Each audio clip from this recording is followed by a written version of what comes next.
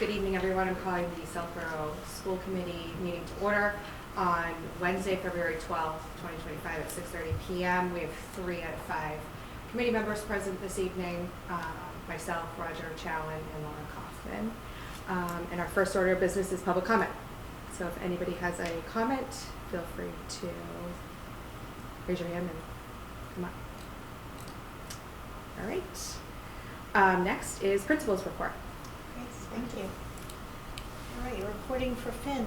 The Finn School is excited to share that our first grade students have been exploring the vibrant tradition of drumming. This important musical and cultural practice comes from the Yu people of West Africa and has been passed down for generations. Through this engaging experience, students gained insight into the significance of drumming in the Yu culture, fostering a deeper appreciation for global traditions while strengthening their musical and cognitive skills. Students have the unique opportunity to watch a live drumming presentation, then practice on an authentic Yu drum themselves. They discovered that Yu drumming is built on complex, layered rhythms that go beyond simple melodies. By listening, observing, and participating, they develop their listening skills, coordination, and rhythmic awareness. Beyond music, this experience provided valuable lessons in history and cultural identity. Students explored the history of the Yu people, learning about their migration and how drumming has remained a core part of their traditions for centuries. This helped them to see firsthand how music connects to history and the human experience. Additionally, engaging with intricate drumming patterns supported students' cognitive growth by strengthening pattern recognition, problem solving, and skills in a fun, interactive way, as well as help students foster global awareness and a sense of belonging. We would like to extend a heartfelt thanks to Jeanette Morgan, Finn's dedicated music teacher, for making this meaningful residency possible. Mrs. Morgan connected with Mr. Ryan Loud, a Southborough resident and parent of Finn first grader, who is a member of the Yu drumming group in Massachusetts. His participation and expertise brought this incredible cultural learning opportunity to life for our students. Finn School would also like to share that they hosted an exciting in-school field trip from Southborough Zoo. Finn students recently had an unforgettable in-school field trip where they had the chance to meet and learn about some incredible animals. Staff from Southborough Zoo visited the Finn School, bringing along a fascinating group of creatures: an iguana, a skunk, an armadillo, and a snake.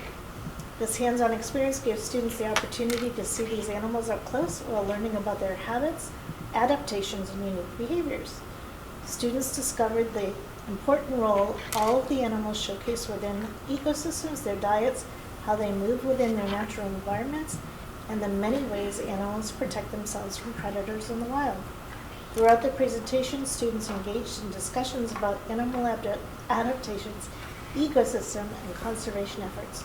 This experience certainly sparked the curiosity about the natural world and helped them develop a greater appreciation for wildlife. Finally, Mr. Ryan would like to thank the Finn School SOS for their generous support for both the musicians' residency and Southbrook Zoo's in-school field trip. Both were very engaging and made learning come to life for students.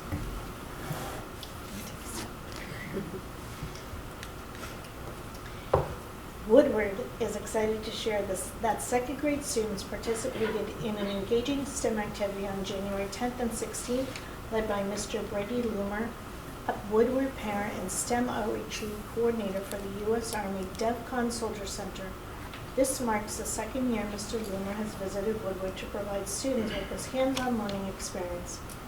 During the session, students learned about the critical role parachutes play in delivering essential supplies, such as food, medicine, and even vehicles, during natural disasters. They then took on the challenge of designing and building their own parachute to safely deliver supplies. Following the engineering design process, which included identifying a problem, gathering information, evaluating materials, brainstorming solutions, developing a prototype, testing their designs, and making improvements based on their results. We are very grateful to Mr. Loomer for bringing this valuable real-world learning opportunity to our students and making plans to bring a similar experience to to the third grade students exploring how robotics and rovers are used to help those in need. Then on January 23rd, third grade students and staff had a wonderful opportunity to visit Trotter Middle School to watch Beauty and the Beast Junior, a theater performance presented by the talented students of Trotter. Neary students were also in attendance, making it a special shared experience for all. We extend our heartfelt thanks to Principal Hersha, Assistant Principal Kittleson, and especially the Trotter staff for including Woodward students in this fantastic event.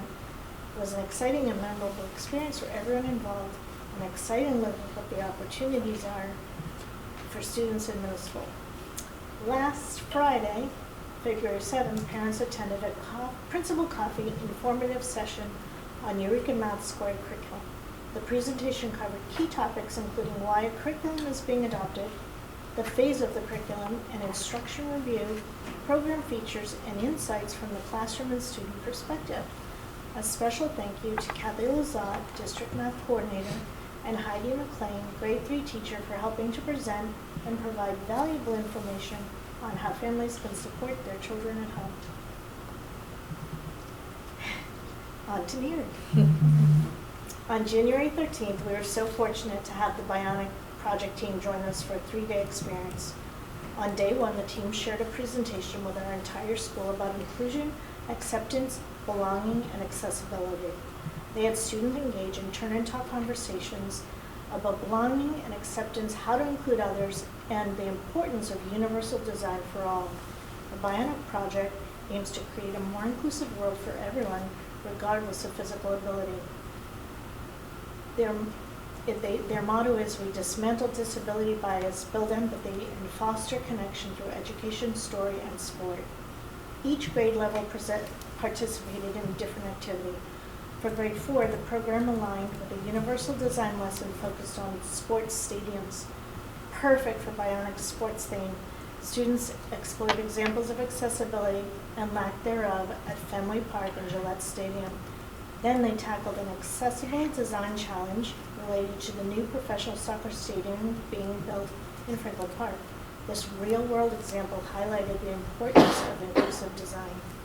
For grade 5, the program tied into their social science curriculum, focusing on the International Space Station, where students learned about life in space and considered the ideal skills an astronaut team would need to accomplish various tasks. The overarching question they explored was, might astronauts with disabilities be an asset in an environment that requires adaptation? The Bionic Project team included 4 members, 3 of whom are paraplegics, offering unique perspectives and inspiration to students. Next, the Neary students were excited to participate in ST Math's Winter Waddle Challenge. This was led by our math curriculum leader, Mrs. Kelly Schweppenheiser. This fun and engaging challenge encouraged our students to strengthen their math skills. Gigi, the penguin, Winter Waddle is a challenge presented by 1-8 Applied Learning Hub. The goal was to motivate and challenge students to work towards the goal of solving 60 puzzles per week over a 4-week period. If students are solving 60 puzzles a week, then they knew they were on track to complete at least 80% of their ST Math journey for the year. As an organization, 1-8 Applied Learning offers incentives for school participating in the challenge. Each week, we submitted our totals, and we were entered into the drawing to win Gigi stickers, Gigi plush animals, and a bag full of Gigi swag. In addition to that, we created a challenge for students and teachers at Neary. For students, they would earn a snowball if they reached their goal, and they got to put their name on the snowball, and we created a 4th and a 5th grade snowball pile for friendly competition right in the dining room for everyone to see. The 4th grade won the challenge with 373, but it was close with just 10 snowballs separating between grade 4 and grade 5. Teachers were also presented with a challenge looking at their class data and were entered into a Neary-specific teacher raffle, and 4 teachers won and received a Gigi water bottle and t-shirt and stickers. Our average school as of today is 61%, and the goal by the end of the week was 48%, so we have well achieved our goal. And as a school, so far this year, we have solved 383,106 puzzles. It's a lot of puzzles. On to trying. Mr. Hershak would like to highlight the outstanding work of our ELA teachers, Christine Penzone, Lauren Grimley, and Heather Morris, who recently led a meaningful capstone project for our students. As part of their unit, on a long walk to water, students were challenged to develop their own narratives inspired by themes of conflict, resilience, and strength. Last Friday, these students had a unique opportunity to visit Neary School, where they shared their detailed and thoughtful stories with the fourth grade's classrooms. This collaboration between the two schools was a powerful learning experience, not only for our middle school students who developed and refined their storytelling skills, but also for the elementary students who engaged with important global issues through their older peers' work. I truly appreciate the efforts of our ELA team in making this. Mr. Hershak truly appreciates the efforts of their ELA team in making this experience so impactful. Additionally, our social studies teachers, Julie Jenks and Emily Casey, have launched an exciting pen pal project in collaboration with former Trotter graduate William Hurley, who is currently teaching English in Taiwan. This exchange between the Trotter students and the Taiwanese students has been an incredible opportunity to build global awareness, foster cultural understanding, and reinforce historical concepts within our social studies curriculum. Through this initiative, students on both sides of the world have been able to engage in meaningful dialogue, ask thoughtful questions, and broaden their perspectives. This creative and engaging project has been a great success, and Mr. Hershak appreciates his teachers' commitment to providing students with such rich and immersive learning experiences. And finally, as an elementary team, we'd like to say a huge thankful to our district librarians and school parent organizations for sponsoring Southborough Reads last week, bringing our community together through the joy of books. Families and students enjoyed a fantastic evening at the Northborough Southborough Read event at the high school, celebrating literacy through fun, engaging activities, from buttons and bookmarks to creating green screen book covers, a book character scavenger hunt, and exciting rounds of book bingo. There was something for everyone. Raffle prizes and special community readers added to the excitement, making the event truly memorable. Thank you. And does anybody have any questions or comments?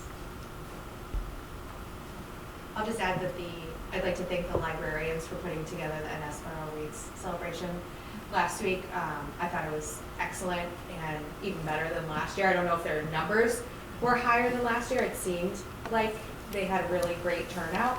But I know I can imagine it's a lot of work for them to put together, and they really did a great job. And it's a nice opportunity for all 10 schools to be represented. We don't have that opportunity very often, so it was really nice to see the communities come together and celebrate reading. So thank you to them. And thank you for the updates. It seems like they gave you a lot to say tonight. We had a lot to talk about, which is a good thing. It is a good thing. Quick comment. So the bionic probably seemed like it brought a lot of people together, right? It was a wonderful experience, and we are so grateful. I think I probably missed this part, but we are very grateful to a family donation that allowed for this to happen. It was just amazing. And both of the two programs that were offered were so engaging, and students really enjoyed it. All right. Thank you. You're welcome. Somebody? I'm going to do the multilingual learner presentation. So just give me 1 minute. So.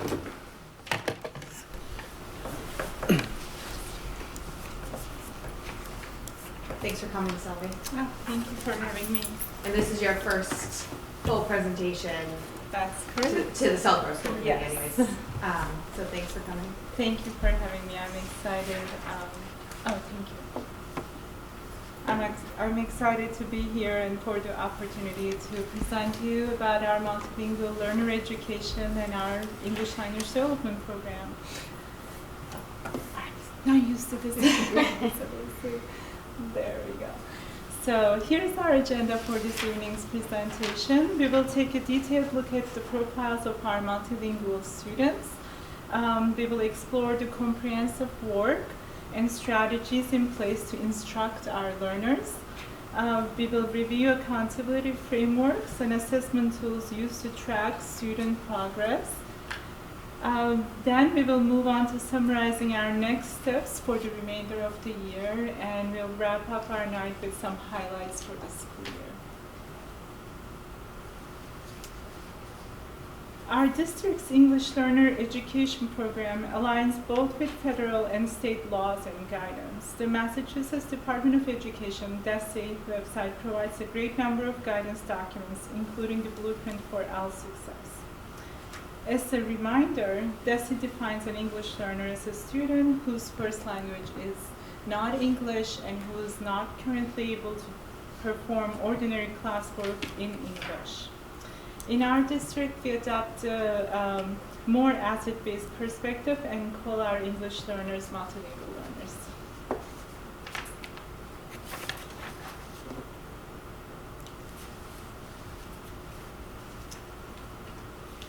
Each multilingual learner is unique, just as each learner is unique, and they bring a distinctive learning profile shaped by their experiences and backgrounds.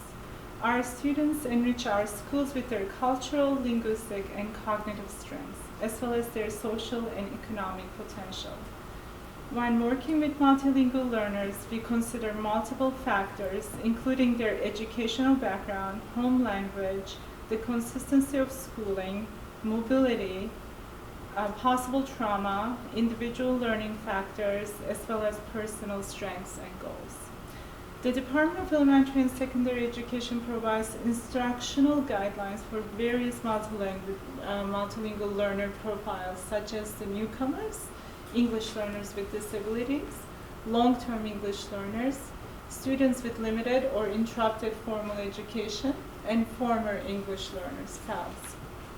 It's important to note that one student may fit into multiple learner profiles. For example, a newcomer may also have interrupted schooling.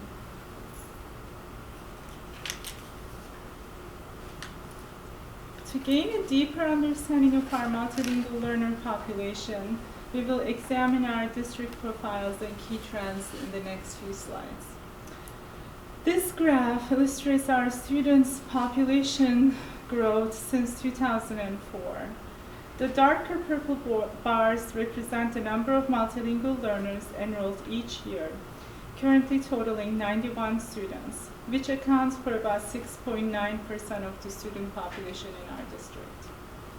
The lighter bars indicate the number of students who have been reclassified as former English learners, FALs, students who must be monitored for 4 years to ensure continued academic progress. Currently, we have 84 FALs, and 28 of those FALs were reclassified in 2024, marking their first year as former English learners.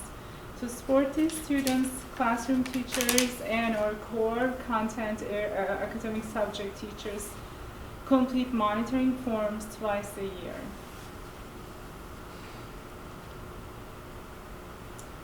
In this slide, we will be looking at the distribution of English proficiency levels, ranging from entering, the lowest level, to bridging, the highest, based on VITA standards. And VITA again stands for World-Class Instructional Design and Assessment. Understanding these proficiency levels is critical for effectively scheduling English language development instruction and ensuring sufficient ESL staffing. So currently we have 64 students, about 79% of them at levels 1, 2, and 3, reflecting a statewide trend in increase in the entering and emerging levels. 32 students, about 39.5, 40% of them are levels 1 and 2, and they require at least 90 minutes of direct ELD instruction daily. And 49 students at levels 3, 4, and 5 continue to require direct instruction to meet the increasing academic language demands. So providing high-quality, systematic, and intensive ELD instruction is essential to ensuring students develop the academic language skills needed for success. What's not represented in these slides is that 41 of our students are new to us this year. So that's not really half of our population. This is a very fun graph to look at. This slide highlights the home languages spoken by our English learners and former English learners in grades pre-K through 8, representing approximately 8.6% of the total student population. So the most common home languages include Chinese, Portuguese, Arabic, Russian, Spanish, and Urdu. This linguistic diversity greatly enriches our classrooms and school community. Notably, in our preschool program, over 50% of our students speak a home language in addition to other than English, bringing even greater cultural and linguistic depth to our district. To ensure access to education, our district is legally required to translate school documents and reports for families who do not read in English. Additionally, interpreters are scheduled for parent conferences, enabling families to remain actively informed about their children's education and growth.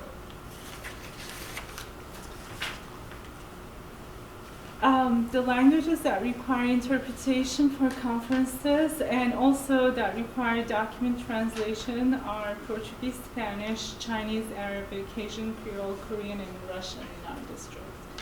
Deb Young, our multilingual learner specialist, does a tremendous job at working with our skilled and experienced team of interpreters and translators for all regular and special education needs, individual and large-scale events, such as teacher-parent conferences, which are coming up shortly in the spring.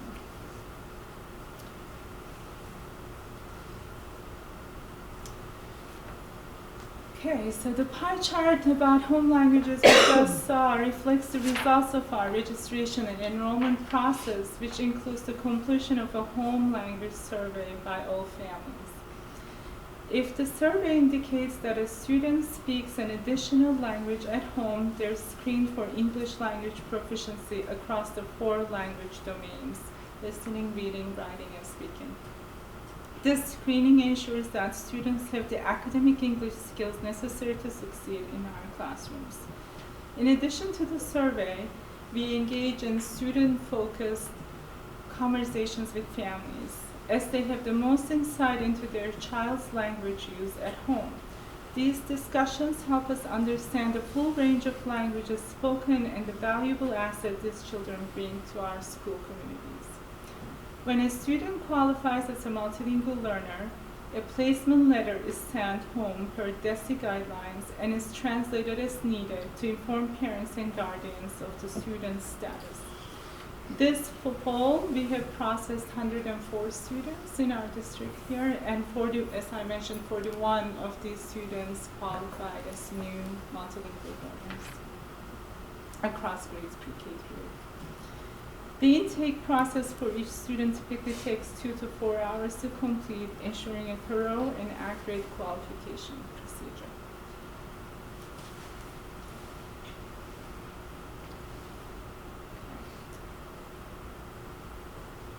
As we mentioned, multilingual learners require specialized programming to ensure their academic success. In our district, we follow the structured English immersion model across all 3 districts, actually. This program consists of 2 key components: structured content instruction and English language development, ESL. Students in the SEI program are placed with classroom or content teachers who are endorsed and trained to scaffold instruction based on the student's language proficiency. In addition, students receive English language development, ELD instruction, or ESL from licensed ESL teachers. We are proud to have a team of highly skilled ELD teachers who are experts in language development and who are dedicated to meeting the needs of each student. Over the past 2 years, we have been also purchasing new high-quality instructional materials to enhance and strengthen our program.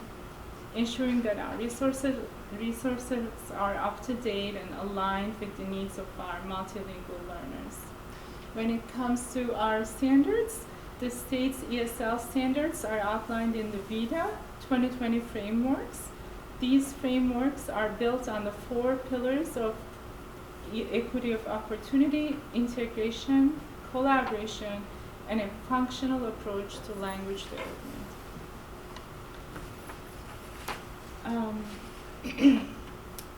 So ESL instruction at each proficiency level incorporates the VITA 2020 standards along with curricular contents, frameworks, or standards, as well as CASEL, social and emotional learning frameworks. This comprehensive approach ensures that our multilingual learners receive a well-rounded, rigorous education that addresses their academic, social, and emotional needs. So here is an example of an ESL lesson from Finn kindergarten, and this one exemplifies how these 3 frameworks come together to systematically deliver robust language instruction in context. Students here worked on retelling a story by sequencing from a book called There is a Billy Goat in Garden by Laurel D. Gergel. The ELA content objectives focused on identifying the story elements and analyzing the importance of order of events. The ESL objectives also focus on identifying the story elements and expressing the order of events by learning and using connectors, like first, next, then, last. Whereas the SEL competency focuses on recognizing diversity and the ability to communicate in different ways.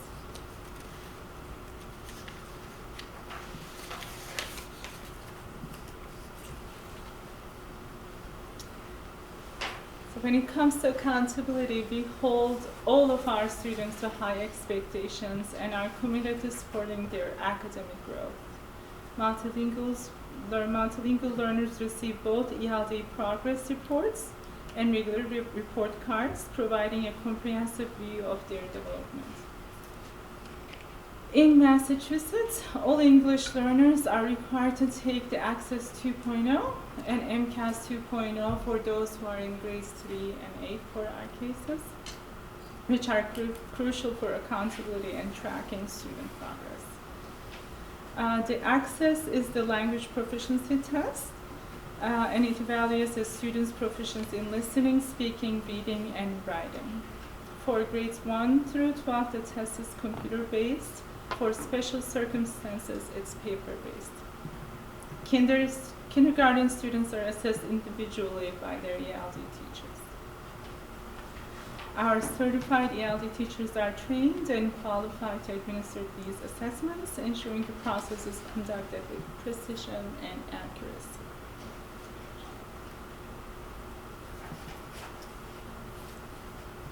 So then we do receive reports on our Access results. We get a district overall data, school roster reports, and individual student reports. And our 2024 Access District data is as follows. I apologize, in your PDF, these numbers are off. I had the incorrect numbers, but these are the correct numbers. We had 89 students tested last year with 100% participation, and 77% of our students made progress.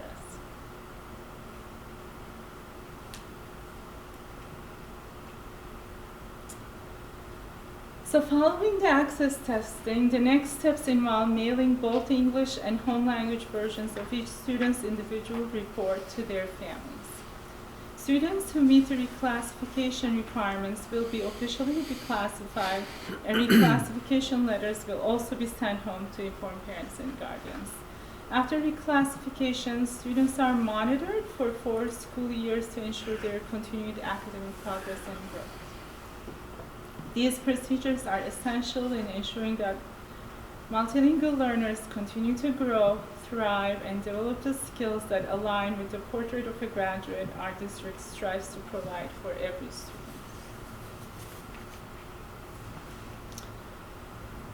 And to conclude, I would like to share some key highlights that showcase our ongoing commitment to supporting our multilingual learners across the district. ALPAC, our Multilingual Parent Advisory Council, continues to play an important role in strengthening the relationship between families and the district. They serve as an active collaborators in support of our students' growth, success, and overall well-being. We recently held our third meeting of the year, where Michelle Kalin, Career Exploration and Innovation Leader, presented valuable insights on internship and career opportunities. We also briefly discussed the Seal of Biliteracy, which celebrates and validates our students' multilingual abilities. Teachers are continuously participating in ongoing professional development, focusing on effective instructional strategies for multilingual learners, where we are ensuring to meet the diverse needs of our students and always working to make sure that our curriculum is as rigorous and as appropriate as it can be for our students that are in front of us. We are in the beginning stages of planning for the summer program, with an emphasis on academic enrichment, language development, and fostering student engagement. We continue to provide interpretation and translation services to our families. And we use our Elevation as a database tool to track our students' success, create individualized success plans, and provide targeted support. And I would like you to mark your calendars for the upcoming Culture and Music Festival, which will take place on March 7th at Algonquin's Auditorium.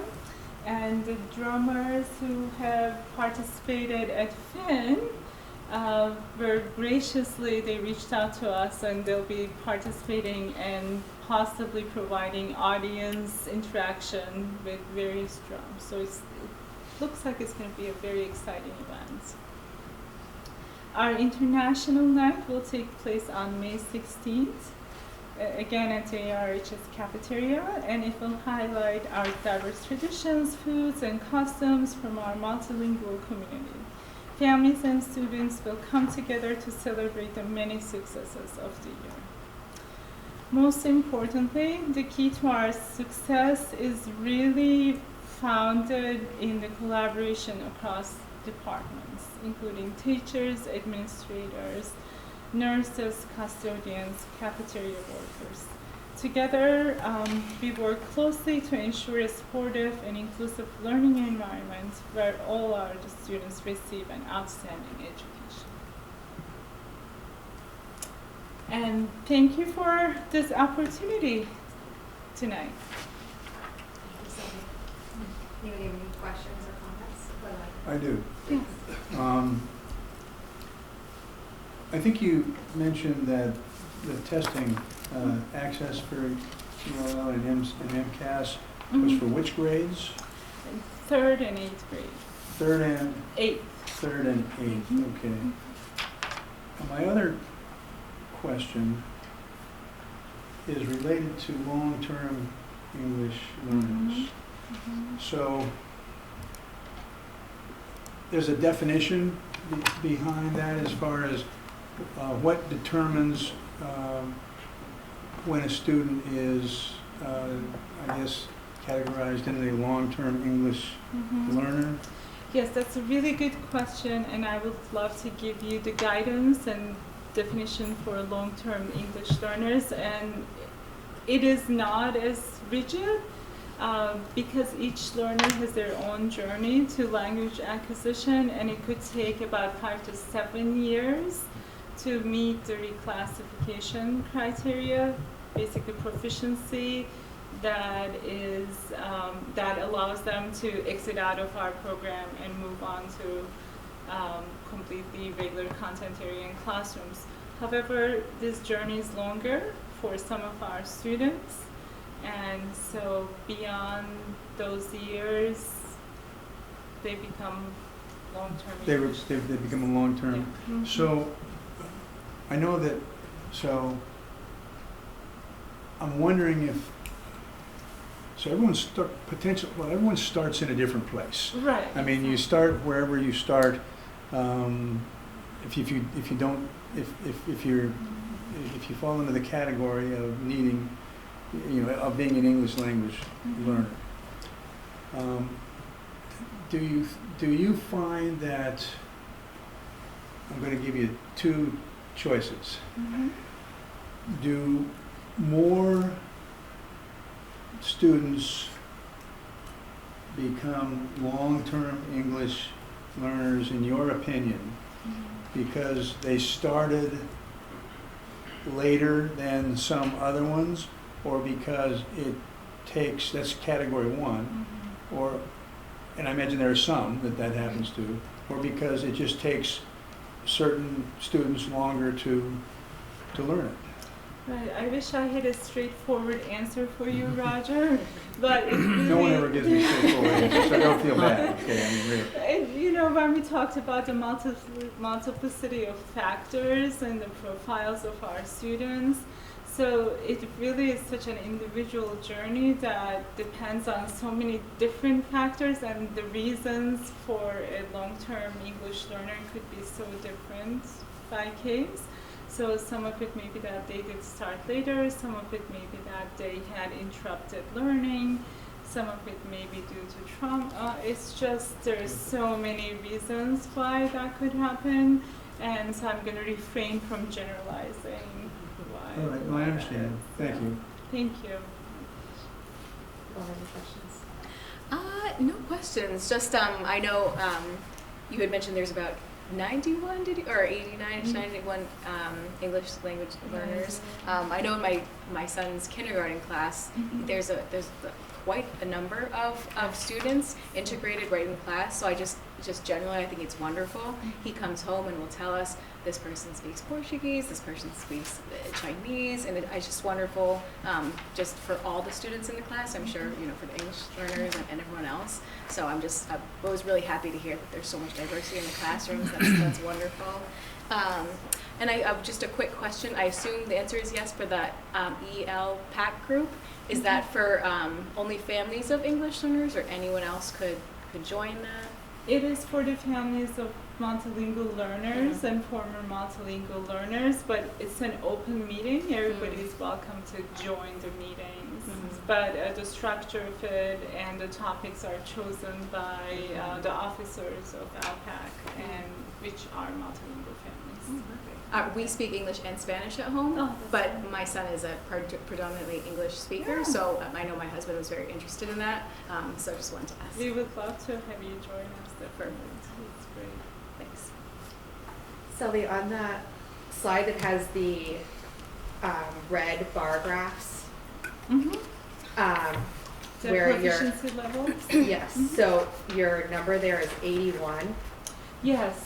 So what's the difference between the 81 and then the 91 on the EL learners from the prior? Thank you for asking that question. So 91 includes our 10 preschool English learners, but they're not leveled at preschool. Okay. So 81 are the K through 8 who Okay. are leveled by proficiency Got it. level. Okay. And do you happen to know how many from 23 to 24 rolled off of FEL in the 63 number? Like, I'm just trying to figure out year over year, like Right. what your total Is like, is. yeah. Yeah, is there? I don't have that number Okay, on that's top of okay. my head, but I can definitely find Okay. that and forward it to you. And you mentioned that there were 40 new Mm-hmm. EL learners this 41, year. yeah. How does that compare to prior years? Do you know?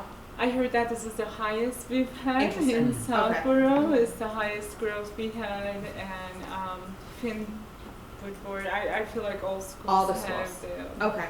have So that's more. definitely something we need to be mindful of, that we're seeing an increase Mhm. of Especially at younger hours. grades. So.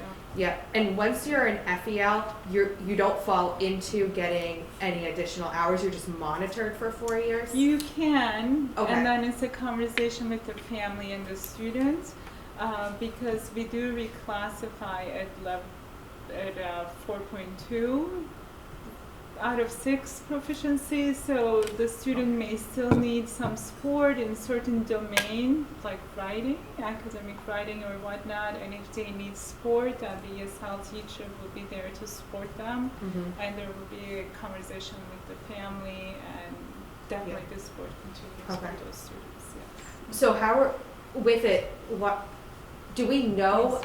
at the beginning of the year that we were gonna have 40 new students? No. No. No. So that, how do you manage making sure we hit the hours we should be hitting without knowing that variable prior to the school year? It's a constant workout of schedules and reshuffling and grouping students, definitely. Okay.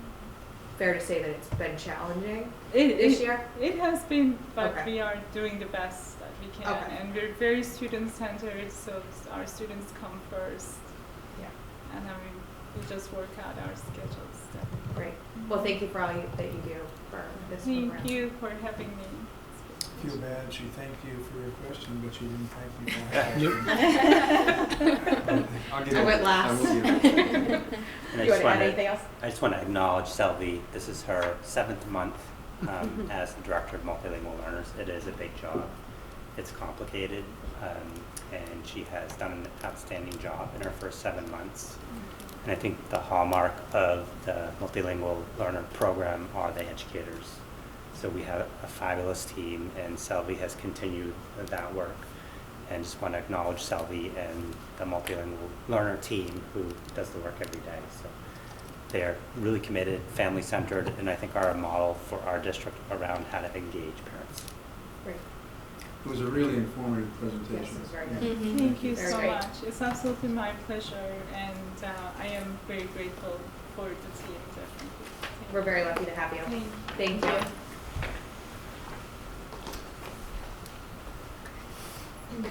Southborough Youth and Family Services Community Needs Assessment. So Southborough Youth and Family Services is doing a community needs assessment to then feed into their next 5-year strategic plan. And they're looking for key stakeholders in the community to interview. I think they've talked to some administrative members on Greg's team, but I wanted to bring it to school committee in case anybody on school committee wanted to participate in this. I had the privilege of doing it the last time that they did this, and it was very informative, and I think the more that people are aware of what they do and the wider breadth of people that they can interview, the better. So I know there's only 3 of us here tonight, but if anybody is interested, then I can put you in touch with the director over there. These are the focus groups, and when is? So there's a focus group, but then they want to do one-on-one interviews as well. So if you want to lead a focus group, they're open to that too. But this is specifically like as a school committee member. I'd be open to that. Okay, great. I will connect you with Sarah. Perfect. Roger, and I think they're fine with interviewing more than one if you're interested too. Sure, Do you want to do it? sure. Okay. Yeah. All right. I will copy on my email to her. Thank you. Legislative update. Sure. So in your packet, I did provide a legislative update and identified 5 priorities to advocate moving forward. These 5 priorities are the same at the regional school district as well in Northborough. My intention is to create a letter for all of the chairs to sign and send these off to our legislative delegation. I'll review these very quickly. The first one is MSBA lifting the funding cap. Currently, Mass General Law speaks to having an $800 million cap on projects it can fund. So this would actually potentially remove that cap and allow for more projects to move forward with MSBA.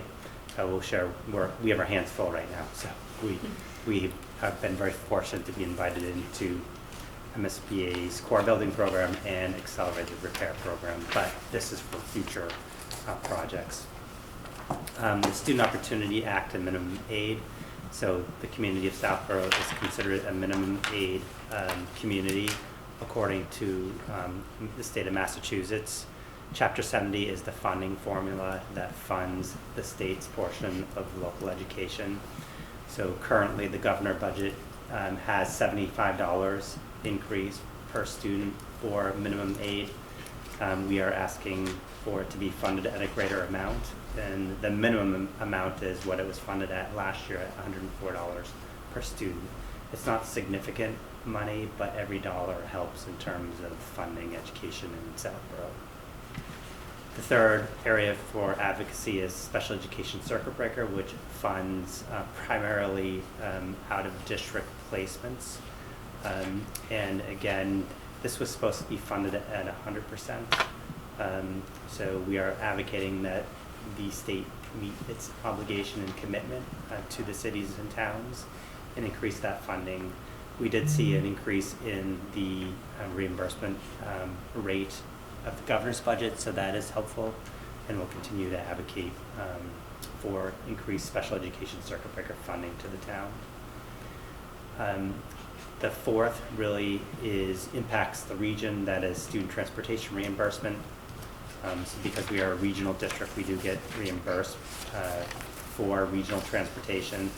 That is supposed to be 100% again, so we are asking for it to be fully funded.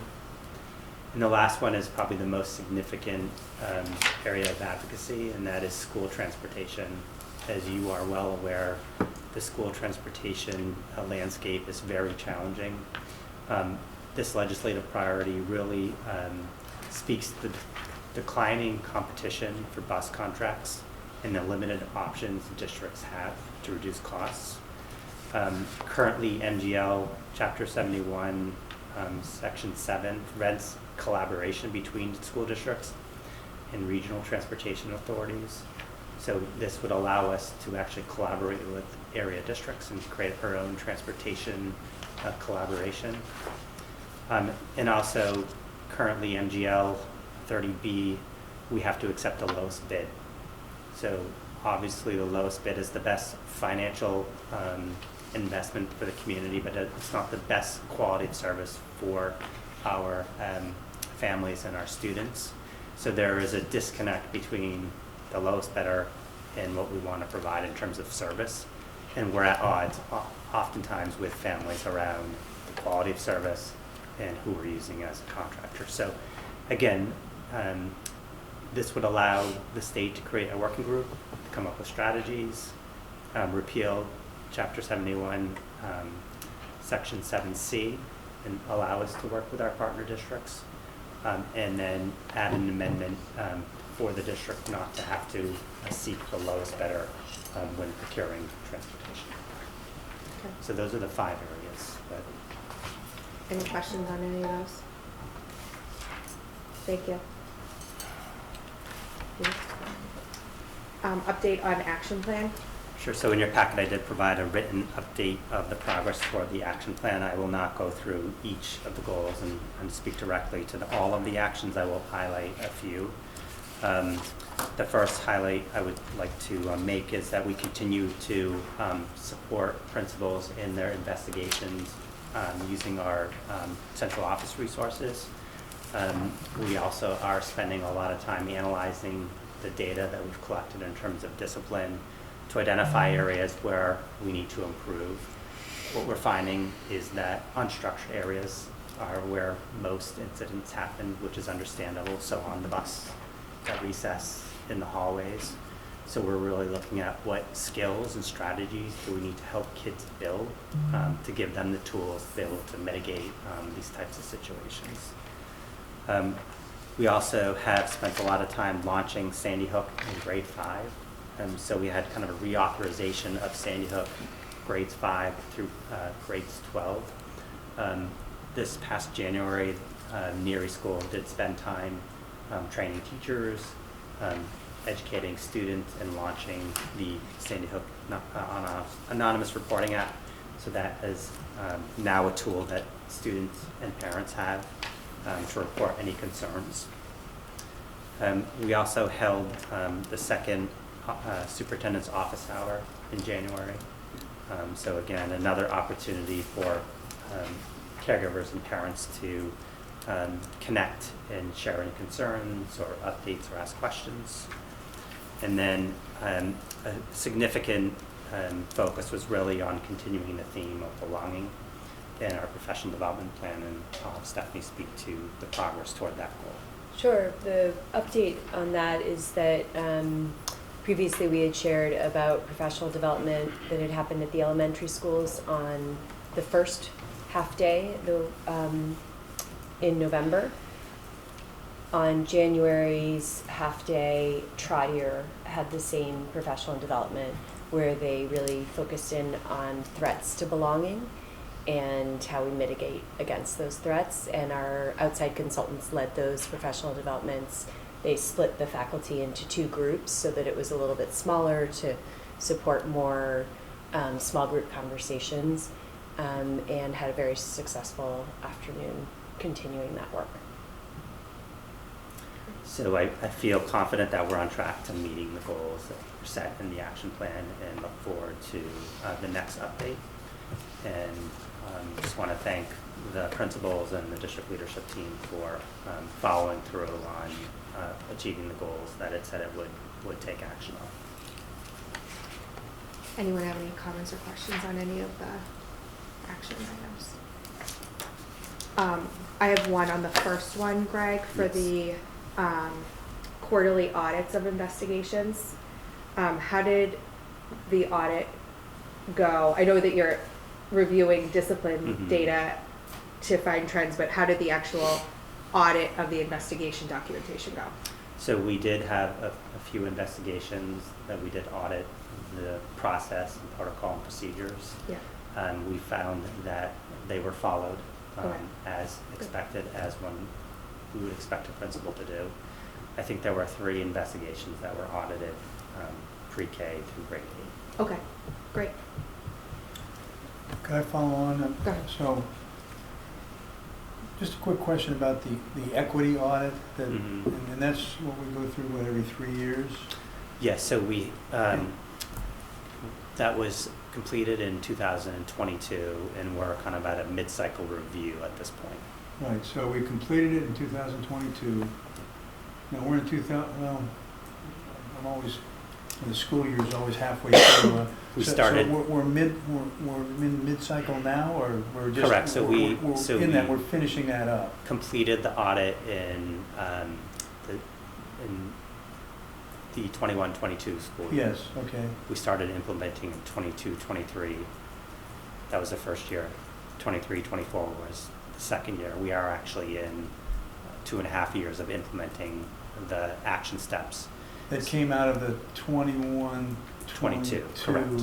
audit. So part of our work now is auditing where we are in terms of achieving the goals, and actually looking at have the goals shifted and changed.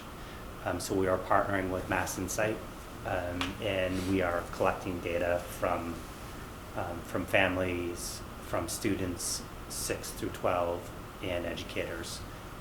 That work will commence in the next few weeks, end of February and into March. That data will be used to then report on progress toward our goals, and actually think about what's the next level of work that we need to move forward. But I think, and I know we weren't perfect, but I think we did pretty well, right, in that audit. If you take a look at the overall. Yeah, I mean, I think there was definitely areas for improvement and growth. So I think there are areas that we are looking at that there's still work to be done, and in, pre-K through 12, and that will be the focus of kind of the audit that we're doing now. So this is a 3-year cycle, correct? Correct. So we're going to move into the next audit pretty soon, right? Correct, and I'm not Next year? sure. Didn't we have a 5-year plan coming Yeah. up of the- So the goal was to have a midpoint assessment of how we're doing. It's a 5-year plan, so we are in the middle of, maybe a little bit off schedule, but we're mainly in the middle of our 5-year plan, year 2.5. Yeah, just to be clear, do the audits occur every 3 years?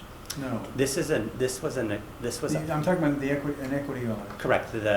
The equity audit was, it's not an outside expectation from the Department of Education or Massachusetts Department. It's something the district took on. Okay, So there's no requirement okay, to do this every 5 years. got it. And part of what we did was take the recommendations and the action plan steps and integrate them into our strategic plan and into our school improvement plans, so that rather than managing, multiple action plans, we were sort of weaving those directly into our strategic objectives of our existing strategic plan. Got it, thank you. For the Say Something rollout, were fifth grade parents notified and trained or given instructions as well? They were notified. They were, And okay. provided information, yes. Okay, and we had an opt-out, So yes, Option. and the way the tool works is that when before a student submits a report, it actually has a question. So we went over that with families. I Okay. think there's more work we need to do in terms Okay. of, again, educating parents of what this tool is, how it can be used. okay. Any reaction from fifth graders in particular, or? We chose to do it in, by classroom rather Okay. than a whole group. And they asked, I was in and out of the classrooms, they asked some questions. Mary Ellen Duggan, who helped lead this work, provided some visuals for us. We have them in our behavioral specialist office and nurse's office and school psych office for Okay, visibility and for students to refresh what the process would, remind themselves what the process would be. But no, we haven't had any reports filed. okay. But So- no real feedback. So we implemented this in Northborough as well. Oh, you so we did? have Okay. 5 elementary schools. There have been no reports from 5th grade. Okay, We're not surprised. right, Typically, we're seeing reports at the middle school and high school level, and again, part of it was just getting kids used to knowing what the tools are that they have at their Mhm. fingertips to share a concern that they might have. yeah, okay. I just know that there was we got some questions Mhm. about the appropriateness of a Yeah. fifth grader, so I was just wondering, kind of how that rollout went. Okay, The training was very developmentally appropriate. great, Mhm. okay, that's great. Thank you. Next, we have the food service management, but before we do that, Sylvie and Kathleen, if you want to enjoy your evening, you're more than welcome to stay, or whatever you want to do. Although with that cup of coffee, if that is coffee, you're going to be up late. Chamomile tea. It's sleepy Smart. time. Sleepy time tea. Thank you very much for coming. Thank you. Thank you both. Okay, Keith. Yes. Can we jump right in?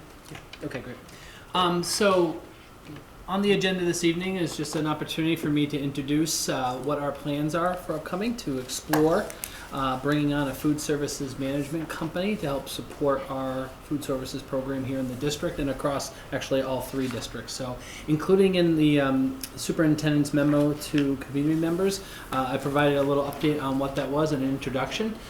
So for approximately 9 months, we have been exploring this potential opportunity, looking at both the pros and the cons of a potential contract of this nature, and really looking at it for the start of the 25-26 school year. So we've engaged with DESE to pull together a request for proposal that is actually going to be launched to the public on February 25th. So it is pretty exciting.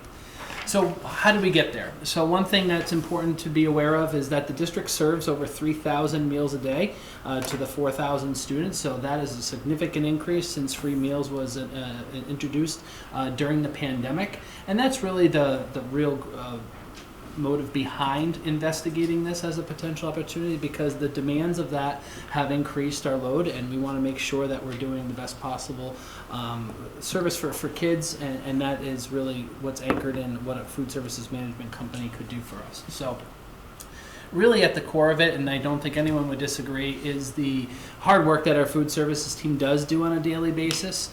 And they are putting together, well, like I said, over 3,000 meals a day, and it's a high demand, and it's something that is practically doubled since this inception. So, in response to that is the need to add the supports where they are necessary. So, a few of the things that are worth pointing out as points, just key points to understand, is for our current staff.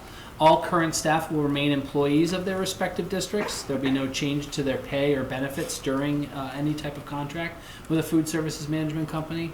The second is the operational adjustments that could be seen. While their employment terms are not going to change, we may adjust how we operate to best utilize the assets that we do have. And the third major piece is, what would a food services management company contributions be? First and foremost, that they would take on the responsibility of hiring a food services director who would oversee the operations, support menu planning, manage food purchasing, enhance marketing efforts, and lead nutritional initiatives in the schools. So their expertise and resource and access to different resources is really going to be where we're going to gain that improvement and overall quality of the program.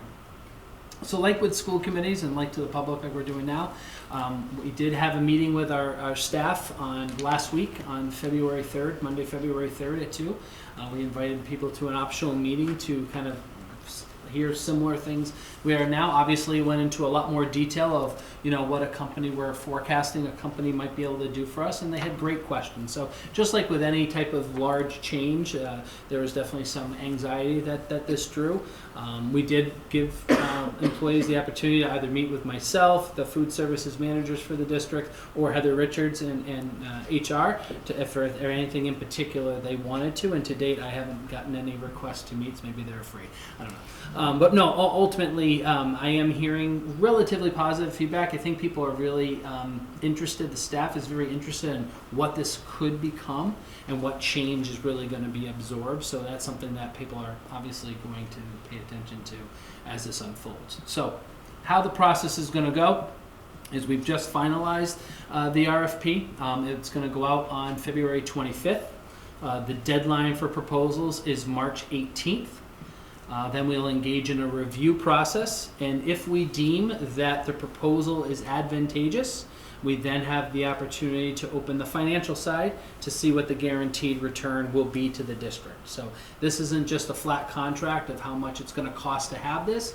They actually do a really deep analysis into our numbers, what our operation costs are. Becky and her team did a great job of pulling together our actuals, our profit loss margins, all sorts of things like that, and that's incorporated into what their proposal will be. So as is true for all food services programs, it's got to be self-sufficient, and certainly because we have been increasing our participation so great, we're in a good position to do that financially.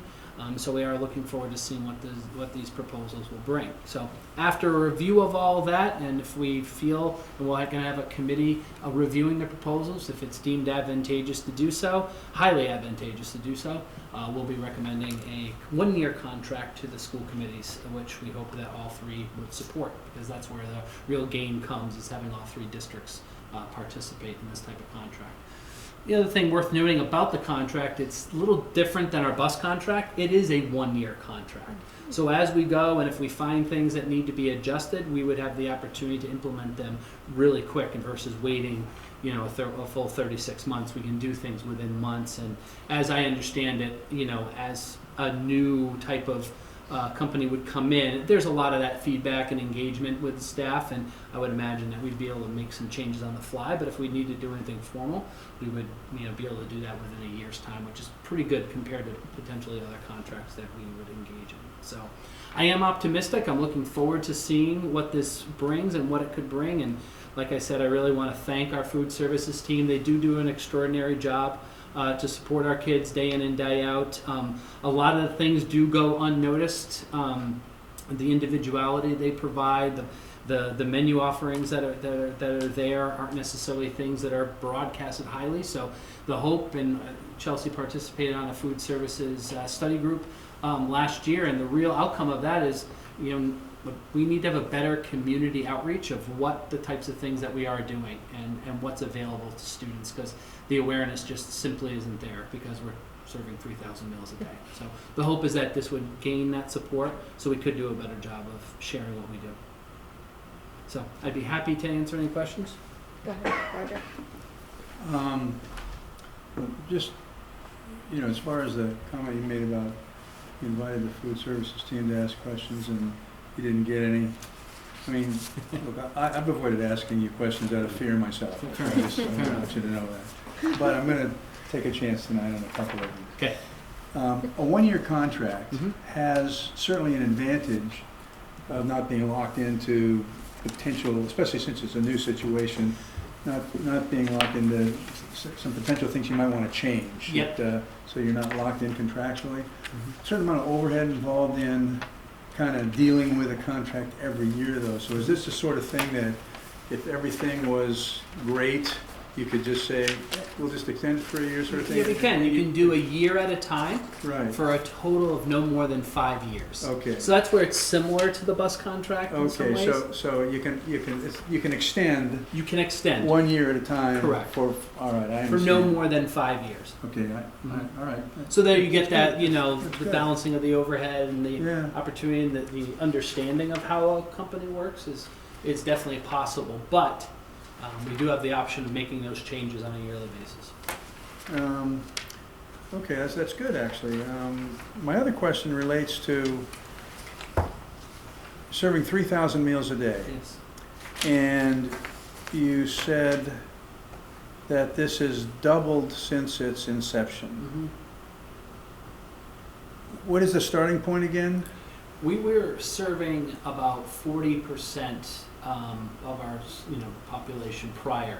Now we're averaging between Prior to what? When? prior to the pandemic. Okay, so this Yeah. has basically doubled since the pandemic. Correct. Because the pandemic really kind of caused a surge in the number of meals. And they were the lunches were now free. So Right. since the pandemic, lunches have been free. So the 3,000 is across All three Northborough, districts. Southborough. Right. Across Northborough and Southborough, not including the high school. Yeah. And including Oh. all three. Okay. Yeah, all right, that makes sense. Yeah. So it does average, on any given day. I mean, depends on the menu item, So, of course. Yeah. But they're averaging between 65, 75. We've seen even days where we have 80% participation in the lunch program, which is outstanding. And before, if we had a day that was above 50%, that was a good day. So I think it really is well, that's a lot of meals for sure. It is. Certainly is a lot of meals. It is. The percentage participation does probably is strongly impacted by serving them for free, right? I would I absolutely. mean, of course. Okay. Yes. Thank you. I agree with that. Thank you. Flora? Yes, I had a quick question. You had mentioned, just quickly touched upon that, there was more information you were wishing to convey further in the community. Mhm. Could you just elaborate a little bit more on exactly Yeah, what so- you mean, what information? Right. So really, one of the only methods we've really utilized is we did go to more of an online menuing system that is more available, that has nutritional pieces in, and that's been a build that's been happening for about 14, 15 months now. And that's our real method of getting out what we're doing. Aside from that, there might be a blurb in one of the principal's mailings that, parent squares that goes home. But really, we don't have a robust website that people can go to. There aren't other, newsletter type things. We have done a couple of newsletters over the years, but they get very low circulation. They just don't have that. But it's not a continuous quality effort that I think would really benefit the program. Mhm. Like if we were introducing a new menu item. Yeah. How do we do that? How do we do that the right way? So we get some traction and we get, parents and moms say, hey, did you give that a try today? Mhm. That type of thing doesn't exist. And this would hopefully draw that type of opportunity for us to do that. Gotcha. The other thing worth noting, and I mentioned North, but I mentioned here, is that included in the RFP is that the company would provide us access to a dietitian at least 20 hours a week. So that would be the menu reviews, maybe some of the initiatives, smoothie recipes, things of that nature, really looking into the specific needs of our kids, whether there be allergic needs, dietary the type of things that happen, even religious needs. That's all going to be incorporated into that type of work. So we do get an asset that would be available to us basically on a part-time basis that would really help us round things out. So that would also be part of the things that we would market and celebrate and make available to families if they had questions. I love that online website. I actually keep it up on my phone, and every single week we go through and we decide, what do you want to Much buy? better. He wants to buy almost every single day. Oh, buy. He wants Buy. to get lunch. He wants to get lunch almost every single day. He just loves it. That's great. So, and I also do lunch duty at Finn, and I I also heard. just wanted to commend the people that work there are just great. so lovely, do such a good job interacting with everyone there, just are so gracious about any type of situation that arises, and are just wonderful. Lunch at Finn is entertaining. It's an It experience. is. There's a lot going on there. There's a lot There's to a lot. learn, and Yes. I do appreciate the team that's there. They do it with a tremendous amount of Mhm. the care that they exhibit is So sweet. on display, Mhm. and it makes a difference. It makes it welcoming. It makes it something that does. kids want to participate in. And I Yes. think that is something that is not in need of improvement. Totally agree. Yeah. Mhm. I have a couple of questions. Sure. I think first of all, I think it's great that we are able to keep the current staff that we have. I think that's really important, and I agree that's not an area that we need to improve on. In terms of the meals being currently funded, Mm-hmm. how are we obviously that's not a guarantee for future out years, so how are we factoring that into any assumptions going forward, making sure that this is a sustainable solution if the funding goes away? Well, that's one of the, correct me if I'm wrong. Mass general law does have on the books that universal free meals are here to stay. Okay. It doesn't necessarily mean they have a funding mechanism for that year after year. Okay. So that's always a little bit of the rub of, okay, yes, we've got to do this. How are we going to pay for it? And it's in its infancy, right? So it's been 3 years, 3 years that this has been in place. Well, We're in our third year. Third year. well, it's 2020, right? Right, and every year, there's different types of communications that come out. Like, for example, the funding will run out by the end of May, and then what? And then it's able to be Yeah. supported. It's typically been supported through the governor's supplemental budget. Is that correct? So the hope is that that gets a little more teeth and a little more anchor into what would be operationalized, and not a worry for us every year. Okay. The good part about it is that the margins are in a great position. So even if that were to change, obviously we'd have to make adjustments in a lot of different ways. Yeah. We would still feel fairly confident we'd be able to do all that we're doing, including a contract with a food services. Okay. company. I mean, Good I way think to the go. risk is that if it's not free, that Mhm. people then start sending their kids with lunch, right? And that our volume goes down, because I assume that there's some benefit to us having 3,000 versus the Yeah, absolutely. 1,500 that we had five years ago. Yep. So just making sure that whatever we go with is attractive Right. if that were to happen, so Right. that we could sustain that volume. I think that's probably the angle that we would need to take. Mhm.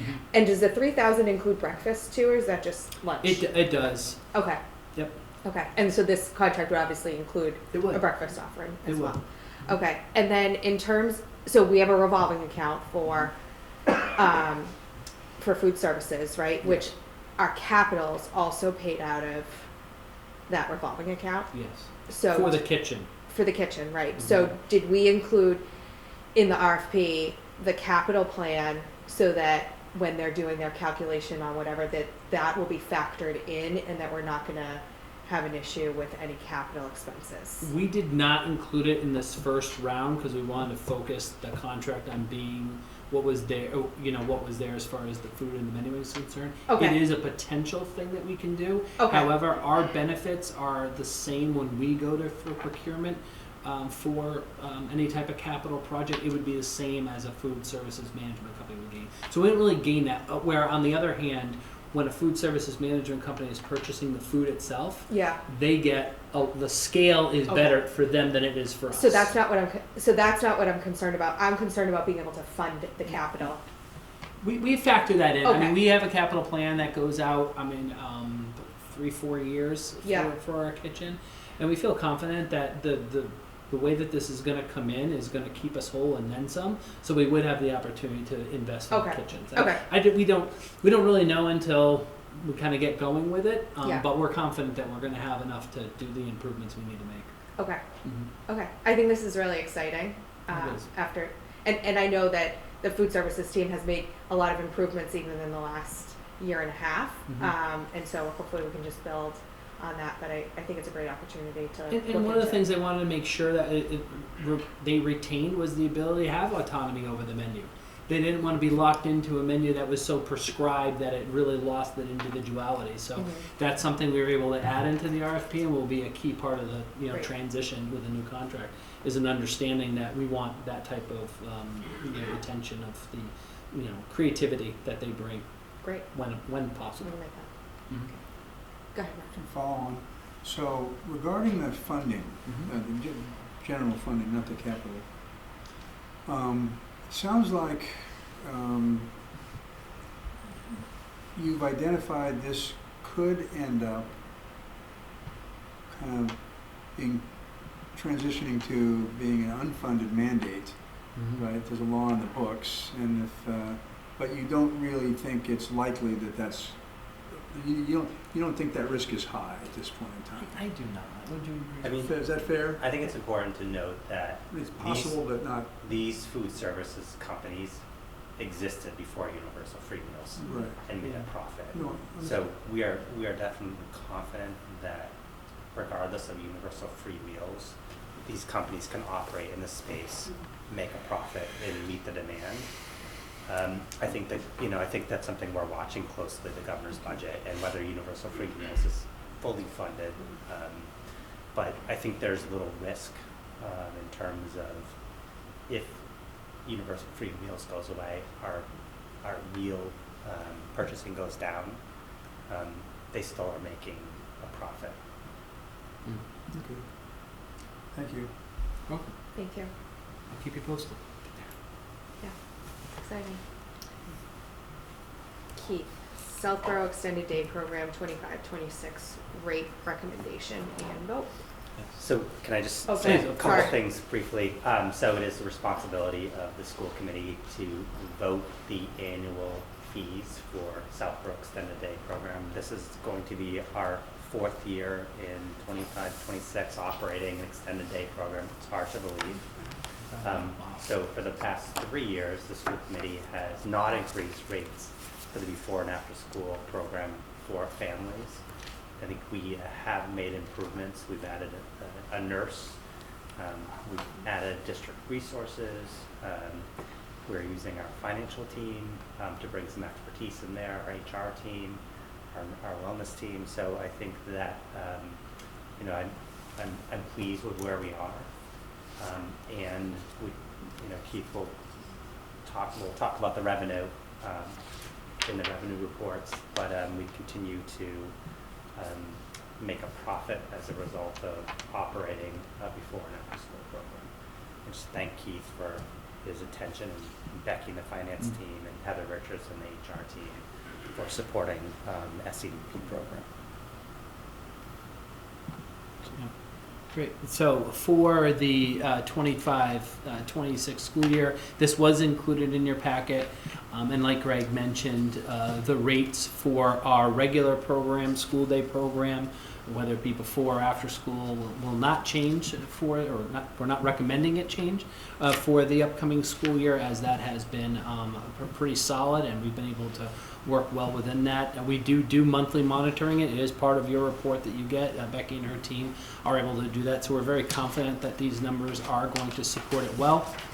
When we look to the summer camp, and really the summer camp is a separate operation entirely, and then we've always kind of seen it in that regard.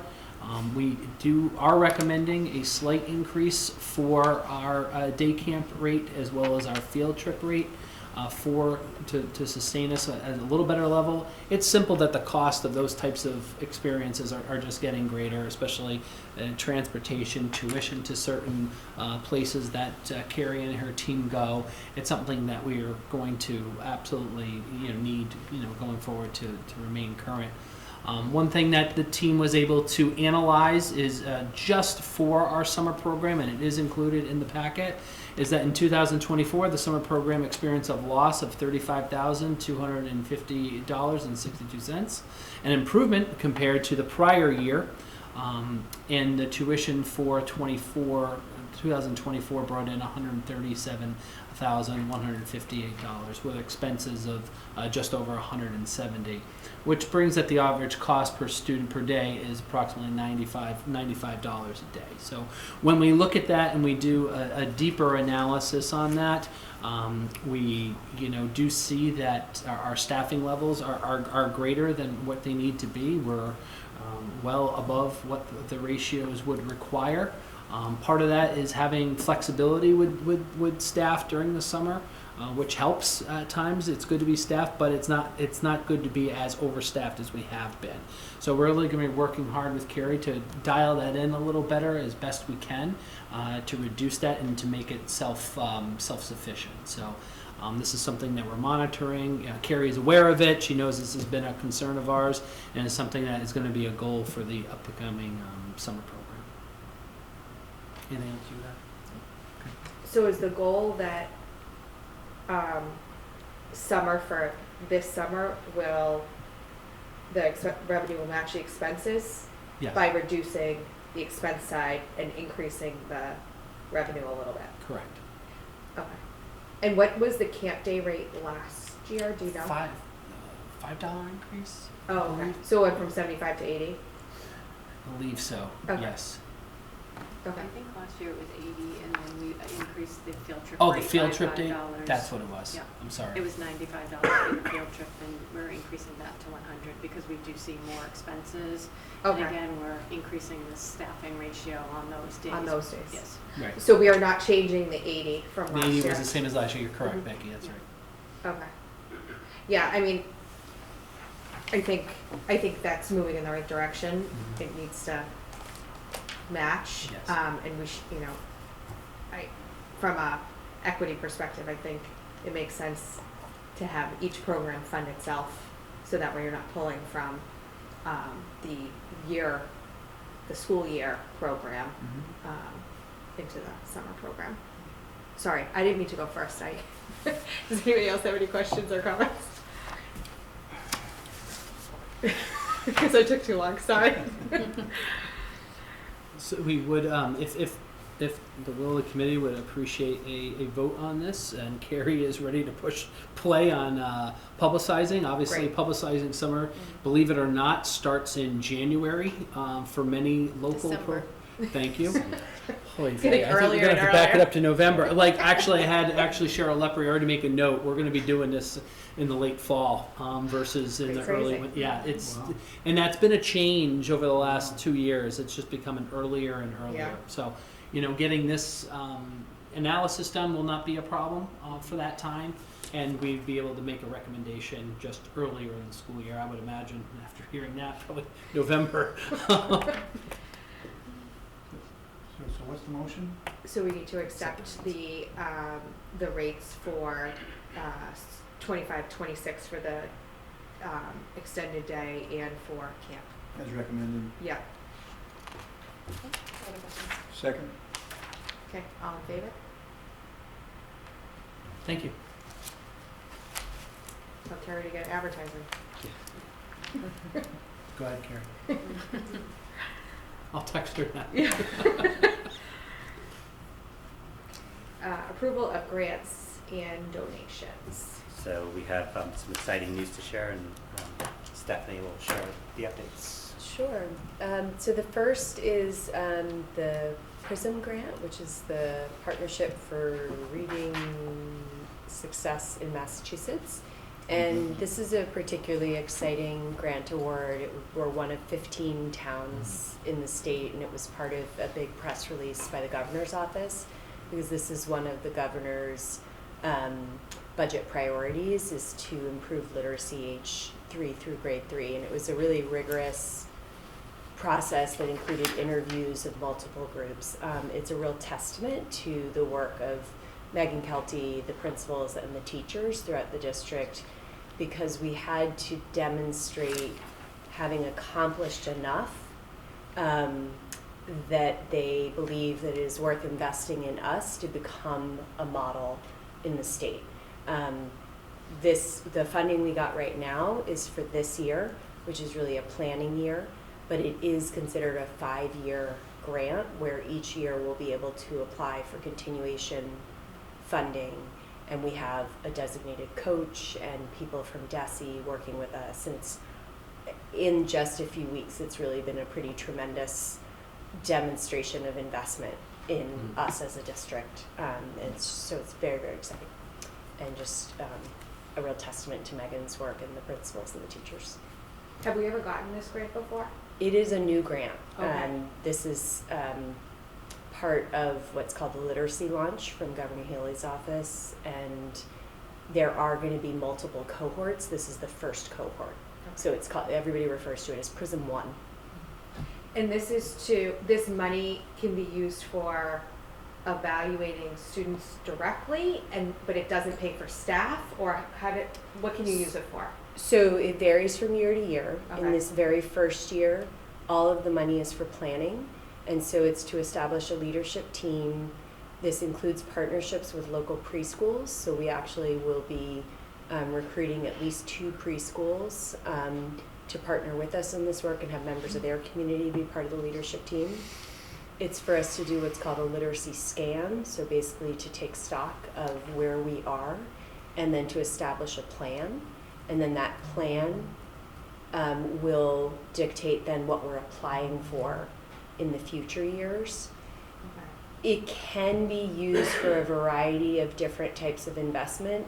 It could be resources, like it could be things where we say, you know, we are going to need to update some of our foundational skills resources, and so we want to make a 5-year plan of how we're moving toward that. Okay. It could be staffing. The model of the PRISM grant is to be it's to help people work something into their operational budget so that the funding from the state tapers down as the district takes it on. So, but it's really for us to plan together with the support of this coach what makes sense for us. Okay. It could be professional development. There's a pretty wide range of things that it can be, but it will be based on the work over the next 6 months of assessing. And we have, again, this designated coach who's going to then write a report. They're going to do site visits. They're going to work together with us. We're going to provide a lot of documentation. We had to already have a dyslexia screener in place, high quality instructional materials in place. Like all of these things had to be pretty far down the line. So they're going to then help us write a report that will then dictate kind of what makes sense for us as a district. And who is the coach employed by? TNTP. So it's a third party that the state contracts with? Yes, and it's a third party consultant. The state contracts with them a lot. They're a national organization. We have worked with them in other capacities. Okay. Excellent. Highly skilled. We've been really impressed with the person assigned to us. Awesome. Oh, that's exciting. Yeah, so that's very exciting. Congratulations. Yeah, congratulations to Megan and the teachers and the whole team. So kudos to the district for securing this grant. Stephanie, I have no doubt that you had a lot to do with it, but to you and the team who worked on getting this grant. Now, the $30,000 is for the first year of potentially 5 years, right? And that is Northborough and Southborough. Northborough and Southborough. So the portion on the agenda, which is, oops, I keep clicking on it, which is 1156, is Southborough's portion of the 30. And 30 was the maximum that you could apply for this first 6 months. And it is, you know, for those activities that I described. Oh, I see it up there. Okay. I'm sorry, so you were going to talk about I was going to explain the second grant, but if you have other questions about PRISM, I'm happy to answer them. Sounds great. So the second grant is the Proficiency-Based Outcomes in Languages Other Than English grant, and this is a partnership. This is related to our world language instruction, and it was really focused more on the secondary level. We're working together with the high school. What we are doing with this grant is our 8th graders at Trotter, and we're doing the same thing in Northborough, are taking a proficiency-based assessment called the Apple assessment, which is the same assessment we use at the high school for the seal of biliteracy. And for this year, what we're using this grant to do is to give it to all 8th graders, actually this week. And it's being used to take stock of where we are in terms of language proficiency and to assist teachers in making appropriate placements for high school class placements. But it's also just going to be a very helpful data metric for us because we then get proficiency levels in high school as well. So we'll be able to kind of see growth over time. So that's what that grant is about. Every student takes Spanish in 8th? Or French. And so this is just Spanish though? Nope, French This as is well. French too? Oh, Yep. so, okay. Yep. Great. In fact, when they get to high school and they do the Apple exam, it's in almost any language you can language. think of. It's many, many languages, yeah. Okay, great. Thank you. So I move that we accept the Partnership for Reading Success Massachusetts Prism 1 program grant in the amount of $11,856 and the proficiency-based outcomes in language other than English grant in the amount of $2,800. Second. Seconded by Roger. All in favor? Thank you. Thank you. Neary Building Committee update. Do you want me to start and you can?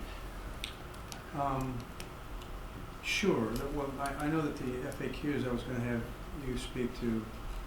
If you go ahead and start, if there's anything to fill in, I'll just add. So I have a couple things to say. So I think the Neary Building Committee continues to meet regularly to move forward the Neary Building project. The committee met on Monday. It was a very important meeting to discuss the latest cost estimates from the cost estimators. A key milestone document that needs to be submitted by Saturday is the project funding agreement, which will determine the actual costs that will be moved forward at the town meeting in May. The Neary Building Committee will be meeting again tomorrow evening at 7:30 p.m. It is a public meeting, virtual. We encourage members to attend and actually listen in. The cost estimates will be presented by the Finance Subcommittee of the Neary Building Committee. There'll be conversations around what that cost includes, and that will give the owner's project manager and the architects enough information to submit the project funding agreement on Saturday. We encourage people to stay informed. It is really important in this phase as we move toward town meeting votes and ballot questions. And the best way to stay engaged is attending meetings of the Neary Building Committee and also visiting the Neary Building Committee website, which does have frequently asked questions that are updated, and those questions will be updated again after tomorrow evening's meeting. So stay informed, stay tuned, a lot of good information and a lot of exciting information about a potential building project. Just add really two things. We also were presented with a schematic design, in the last meeting, and based on the fact that there's been consistent efforts on the part of the finance subcommittee to try to drive this cost down, the final cost that the taxpayers would have to fund for the bond, and depending on what happens there, that could actually have an effect on the schematic design. They're tied together a little bit. So I think that other than it was on the table to dissolve the sustainability subcommittee, and I feel that probably was because of my leadership, but fortunately Skanska stepped in and said, no, we want that subcommittee to remain. So we live to fight another day, okay, depending on how that fits in to the schematic design. I think that's it. Anything I can think of. We did not post a school committee meeting for tomorrow night. So Roger's obviously going to be there already. So one other person can join, so, Yeah, now, or you isn't, can just watch is the it, again, if somebody just, committee's not really taking action tomorrow night, Yeah. committee is I supposed just to. err on the side of caution on that, Okay. but, So I I will think- not, I will not disagree. And but it will be recorded. recorded, and I think because it's a webinar, people can attend as an attendee and not be part Yeah. of the meeting and listen in, so that's Just an to listen option. in. Yeah. Is there a link on your building or somewhere? So we On can the- share that in a while. On the town, Okay. on the town website, it should be, on the virtual meetings page. If you can't find it, I can send it to you. Sounds good. And I think, you know, the more, I don't know if you all are getting more questions about the building in general, but I think to point them to the FAQ page on the Neary Building site is a good location. And then obviously after tomorrow night's meeting, we'll know more about the financial impact to taxpayers. So I think that's probably one of the larger questions that I'm getting. And there's been, and there's also, the committee's trying to reach all, many constituencies. Just mentioned the seniors. The select board chair was there yesterday in a question and answer period. Senior center, I'm going back at the beginning of March. And just different, we're trying to explore any way we can communicate accurate information, to the community, as many different ways as we can think of. Thank you for all your work on that front. Office hours. So we did not have office hours in January. And then the September, October, November, and December ones, we had 0 to 2 people come. So I just wanted to revisit the office hours. Neary Building Committee is also having office hours on I think they have 2 more scheduled. So I don't know if we just want to have someone from school committee attend those office hours, or if we want to switch to just have our own on a quarterly basis. So I'm open to ideas for how we want to handle office hours. How's the attendance on your building committee's office? Same. Same. 0 to 2. Mm. Accurate? Yeah, the 2 people are excellent. Say what? 2 excellent people Oh. attended. So low. Yeah. Sorry, so you're looking for? I'm looking for any sort of a response? anything. I'm asking you a question, and you're not answering me. Yeah, well, I'm fearful of Don't be fearful. So, what do you think? I mean, what do you think? Do you think? I mean, I'm happy to join in. I mean, because I'm on both. Okay. I mean, I'm happy to join in as a school committee and a building committee office hour. Mm-hmm. We generally try to have a couple of people Yeah. hosting the office hours, however it's done. So, Yeah. it's. I suspect that at this point,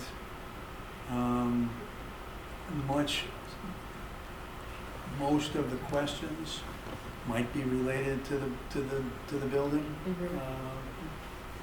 I don't know if you found that was, if you think that's probably an incorrect assumption on my part, but. I definitely think there- it's been part of most of the office hours that we've had. I think that's accurate. I mean, the other thing that we could do is we can look at when Neary Building has theirs, and then do an off-cycle one compared to when they are. I can't remember off the top of my head when they are. Okay. And just have, do one in the spring Yeah. for school committee. That sounds Makes sense. a good idea. I still think it's important. I mean, why would? Yeah, I mean, I think it's important for us to be available to residents. But Both of them? I think Both of them? Yes. Okay. But I think, to be fair, they've been very I good understand. conversations and productive conversations. So I Yeah. don't want to close that door because I think they're important. I was in two separate ones where there was only a couple of folks and they were good conversations. They were very good, yeah. Absolutely, very good conversations. But I also want it, you know, it's a lot on the Right. committee members Right. to, It's efficient with people's you time. know, and- right. So Yeah. I just want to be smart about how we're doing them. So maybe we, Do you think there's any way to increase the community participation in the office hours? So, I mean, the conversations have been great, but so that we get more than two? I don't know. I mean, there's no way to force it, I guess. It'd be more rewarding to be hosting it if there might be Yeah. a half a dozen people there. Right. Mhm. right. I think if we can get a date that's several weeks out, that might, and just at least give it some more time for people to rearrange schedules. I mean, we've tried to do them at varying times. No time's a good time. But, yeah. One idea too is posting office hours and having an RSVP.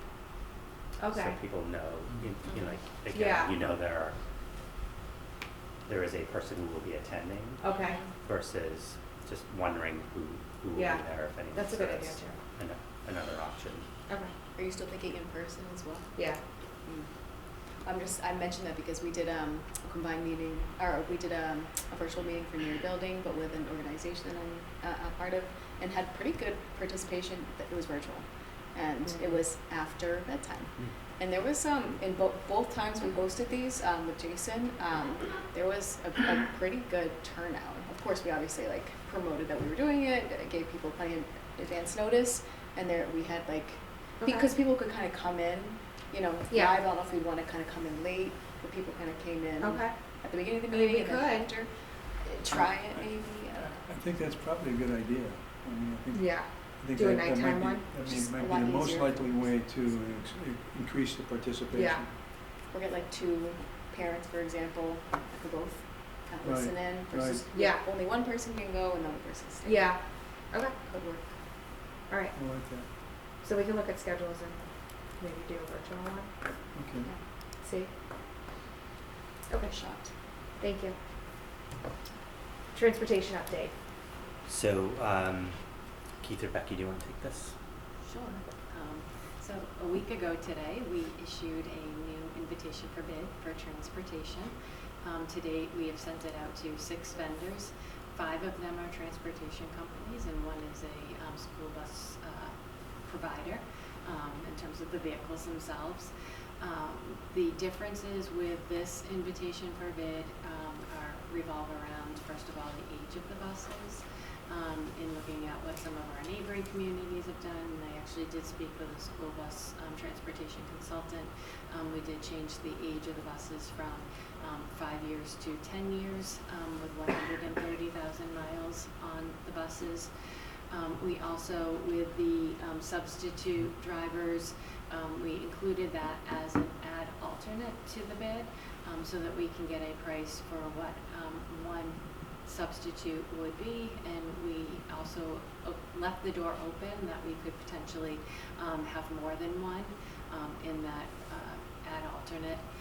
We also included an option for providers if we were able to find space for them to house their vehicles somewhere within our district, what the offset to the contract that they're proposing might be, if we were able to provide them that space, because that would be a savings for them.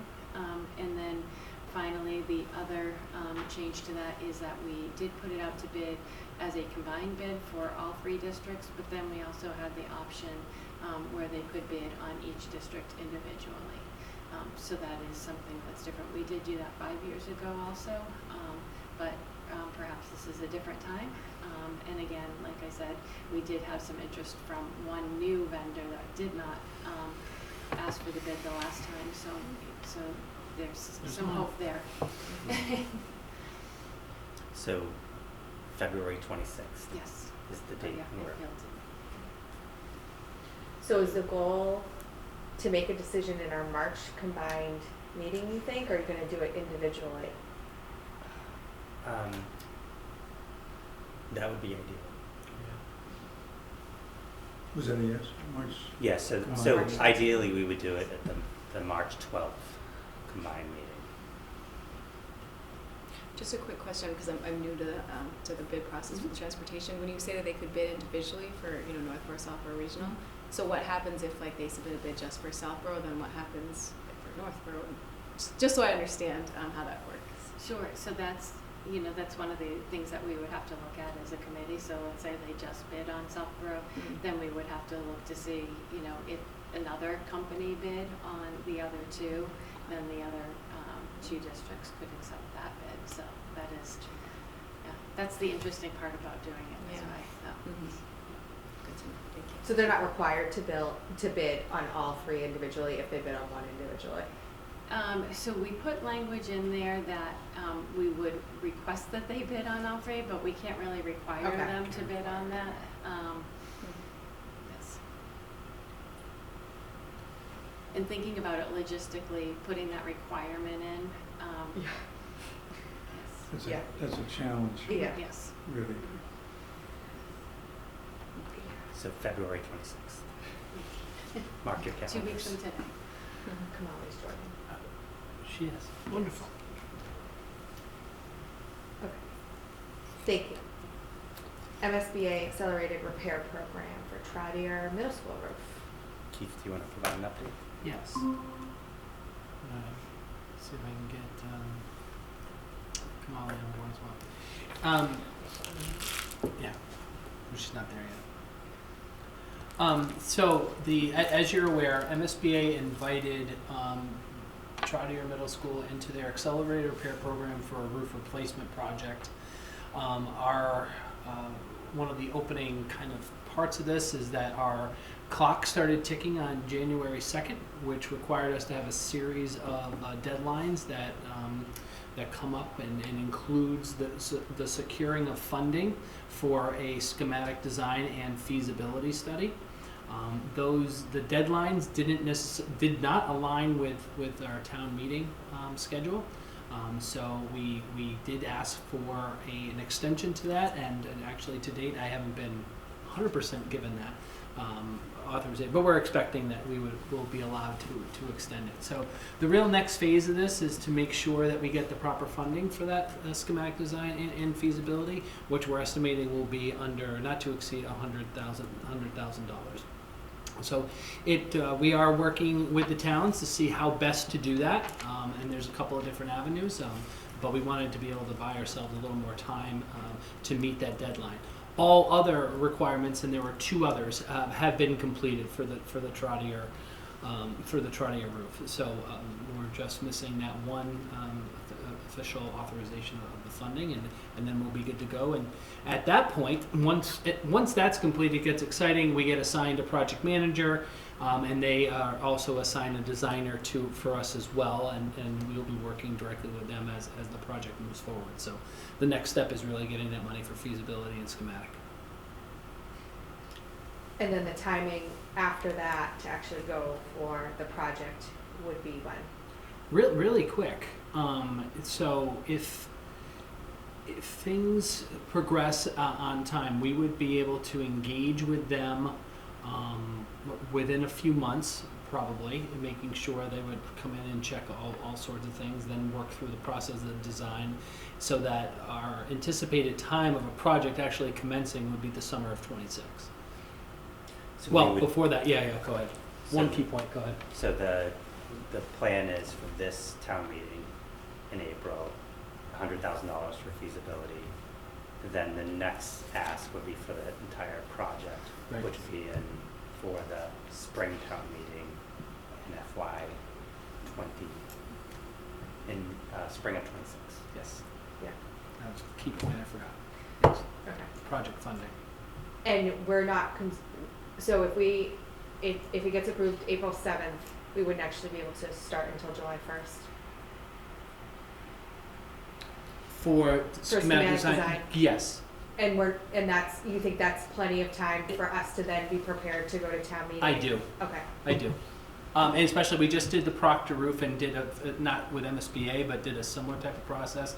We also just did the fin process with the Yeah. boiler replacement a few years ago. Okay. I'm comfortable. Okay. And that is actually required, their deadlines, but up against that, so we would have to comply. Okay. Any questions on that?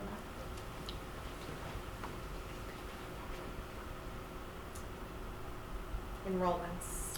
So the enrollment projection is in your packet as of January 16th, 2025. So we continue to monitor kindergarten closely. We are not off of our projections, so those are holding steady. And as we continue to have budget conversations, we continue to look at the number of sections needed at each grade level. So that is a work in progress, but we are holding constant to our enrollment projections at this time. Have we opened up kindergarten enrollment yet? Yes, I assume so. Yes. And do you know what number we're actually at? We're, I think, under 100 Okay. for completing the process, and Yeah. then we have about another 15 to 20 who are potentially queuing up to be. Okay. So we're in the ballpark. We are where we're supposed to be. And you have 7 sections for And we have next 7 year, sections. so I think we are, in terms of enrollment and the Yeah. number of sections, we are in a good place. Also, in your packet are the financial reports, which I'll turn it over to Becky. So first I'll speak about the monthly general fund report. That report is representative of the time period from July 1st of 2024 through January 31st, 2025. The ending balance on that report is $128,037, which represents 0.53% of the FY25 budget. Just as a comparison to where we were at last year at this time, we had $199,164, or 0.86. So we're not far off, but it is something that we are very closely watching. Just so the committee is aware, we do have a couple of encumbrances that are set aside for items. We have a $300,000 encumbrance for a special education case right now, and those funds are set aside for that since it is a rather complex case. And then we also have $200,000 that is allocated for special education transportation funds. We've been doing some projections, and we think we're not going to need quite that much, but we just want to have that set aside just in case. We've only received bills so far for September, so our trending is based off of 1 month's worth of data. The other reasons for the decrease from the previous month's budget report, there are 3 line items that are related to custodial and building maintenance. Our custodial salaries, that's due to the hiring of some new staff to replace some vacated positions. We've also made some purchases and made encumbrances for our custodial supplies for the remainder of the school year. And then we've also had some unanticipated building maintenance issues that have cropped up. And then lastly, we did purchase district-wide a new server that is shared by the 3 districts. The server is shared as well as the cost, so that is represented in the January report as well. And there are 2 new function codes that are showing as overexpended. The first is the professional development leadership function code, and that is due to some staff training, and then also teaching special education, and that line item is again a result of that complex special education case that I had mentioned previously. We meet weekly to look at this budget. We're probably looking at it more frequently than that, though. So, you know, I do think that we are in a good place right now. So I would request that you do vote to accept the monthly general fund report as well as those 2 function codes that I had identified. Any questions? And until audited. Thank So you. you want to vote to accept the monthly expenditure report plus the revolving fund accounts and the line item transfers? Just the 2 line item transfers. Just the 2 line item Yes, transfers? yeah. Okay. So I'll move that we accept the Southborough Public School District fiscal year 2025 budget monthly general fund expenditure report as of January 31st, 2025 until audited, and the 2 budget line item transfers as presented. Second, and I just have a question before we vote. The 9309 code that the 45,000 is coming from, what is that? The 2309, The what? the 2309 code, that the 45, is that what you're talking about? Sorry, For the- no, for the no, old- where it's coming from, Oh, the 9309? oh, that's from our out-of-district tuition. That's where we have the 300,000 that has been Got set it. aside. Okay. Okay, so we're not pulling from somewhere, something else? No. Okay, got it. Mhm. Okay, that was it. Any other discussion? Yeah. Just to confirm, the non-public schools is referring to the out-of-district Yeah. The amount progress. that we budgeted. Mhm. Okay. I'm good. Okay, all in favor? Aye. 3-0. Thanks, Becky. And then the revolving accounts. So last month, we did not present, so this report represents the activity that did occur during December as well as January. In the food services, we continue to project that we will have a healthy balance in the revolving account at the end of the year. As Keith had indicated earlier, we are working internally to identify some equipment needs and hope to procure those items over the next few months.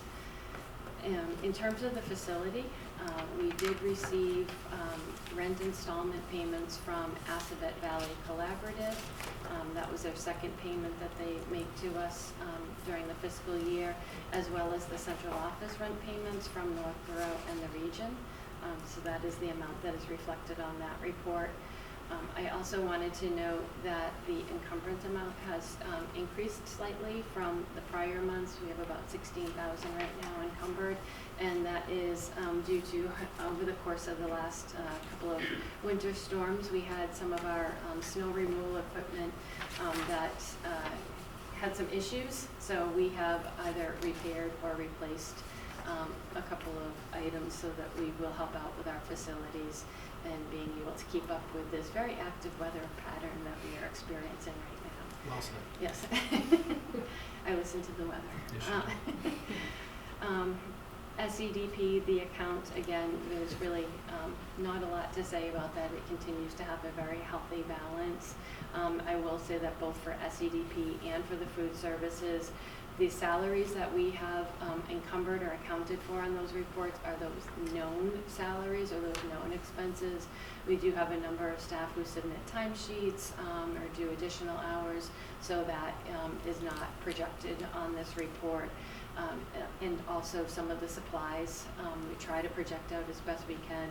I know that food services encumbers their purchases on a quarterly basis, so I would expect to see more expenses in both of those accounts, bringing those balances down. And then lastly, with the preschool, we really do continue to track in line with our projections for FY25. I think it was about a $2,000 difference from what I had reported in November.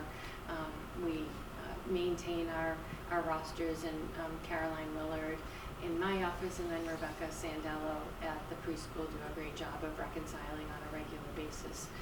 So the tuitions are really, I think, in a good place. Do you know where we're at for next school year with enrollment for a preschool? I know Jennifer is getting the packets put together and ready to be sent out to families. Usually we do start that process about this time of year, where she starts to have families make deposits and we prepare all of the financial aid documentation. And do we still have openings? There And- are a few openings, Okay. yes. And yeah, go ahead. Just a couple questions on the food services Mhm. accounting. So, just to make sure I understand, the beginning balance was 327,000 on July 1st. The balance as of the end of last month was 182,000. And the anticipated fund balance, which would be as of what date? That you anticipate the fund balance to be that amount? The end of the fiscal year, So that would be June 30th. June 30th, right, for the next, okay. Yeah. But you did say that you've encumbered some specific salary that you know about, but there's still some timesheets and some things. Yeah. Is that gonna be significant, or it's hard to say, or? It's not usually significant, because we know what staff work on a day-to-day basis. It's for those one-offs where maybe somebody calls out, and so we need somebody to come in a little bit earlier. I would not expect it to be a substantial impact. So is the $500,000 anticipated fund balance expected or surprising? Or It's no? higher than where I would like it to be, and that's why we really are working on that facility capital improvement plan. We're Okay. also looking at some of the other expenses, for example, health insurance. Could this sustain the health insurance payments for those folks that have it through the district? So there are different areas that we are looking at so that we Okay. can. DESI recommends 3 months worth of expenses, so that this is something that we are looking at. 3 months worth of expenses for us on average were about $60,000 a month, Okay, so. thank you. And we're not alone. If you talk to neighboring districts, some have, I would say, more than $1 million in their Did hear that. balances. And so now it's Interesting. really trying to find ways that we can expend these funds. Molly, can you hear us? We lost She her. was Oh, we there. lost her. Okay, No all right. longer. I'll keep you posted. Thank you. I'm gonna vote on that. Yes. So I'll move that we accept the revolving fund accounts for food services, facility rental, extended day, and preschool as presented. All in favor? Thank you. The capital plan. Yes, so in your packet is the capital plan that was voted on, I believe, January 8th, 2025. And that indicated the Trotter roof replacement would be fully funded in that FY26 budget year. So what we're asking this evening is we've amended the capital plan to have the feasibility study in FY26 and then the funding requested in FY27. So we're requesting your vote on this evening. Any questions on that? All right, I move that we approve the revised school facilities capital plan for FY26 to FY31. I'll second. All in favor? Thank you. And then in your packet are the approved FY26 budget priorities and the FY26 budget calendar. And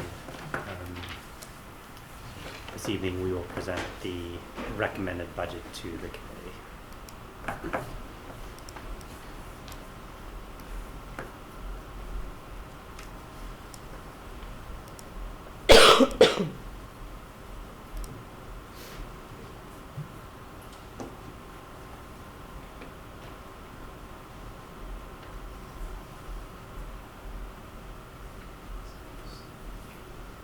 So while we're waiting for the projection system to queue up, I'll just give a few remarks. This evening we will not go through the preamble of the the presentation, that is something that I know the school committee is very familiar with.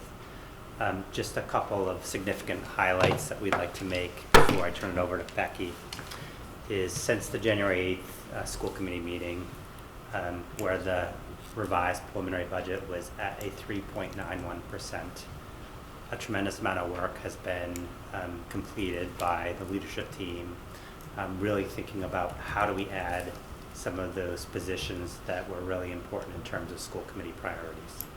So we took time thinking about the math specialist position. We also looked at our ELD population to make sure that we have the correct number of ELD staff to support the learners that we have. And we also looked at what goals we're trying to accomplish, for example, in health education and also world language. And rather than looking at the positions that we need, really looking at the goals we're trying to achieve and what resources we have, and trying to make sure that we're using the resources we have efficiently and effectively to achieve those goals as to not impact the overall budget increase. The budget that we're presenting this evening is a very conservative level services budget.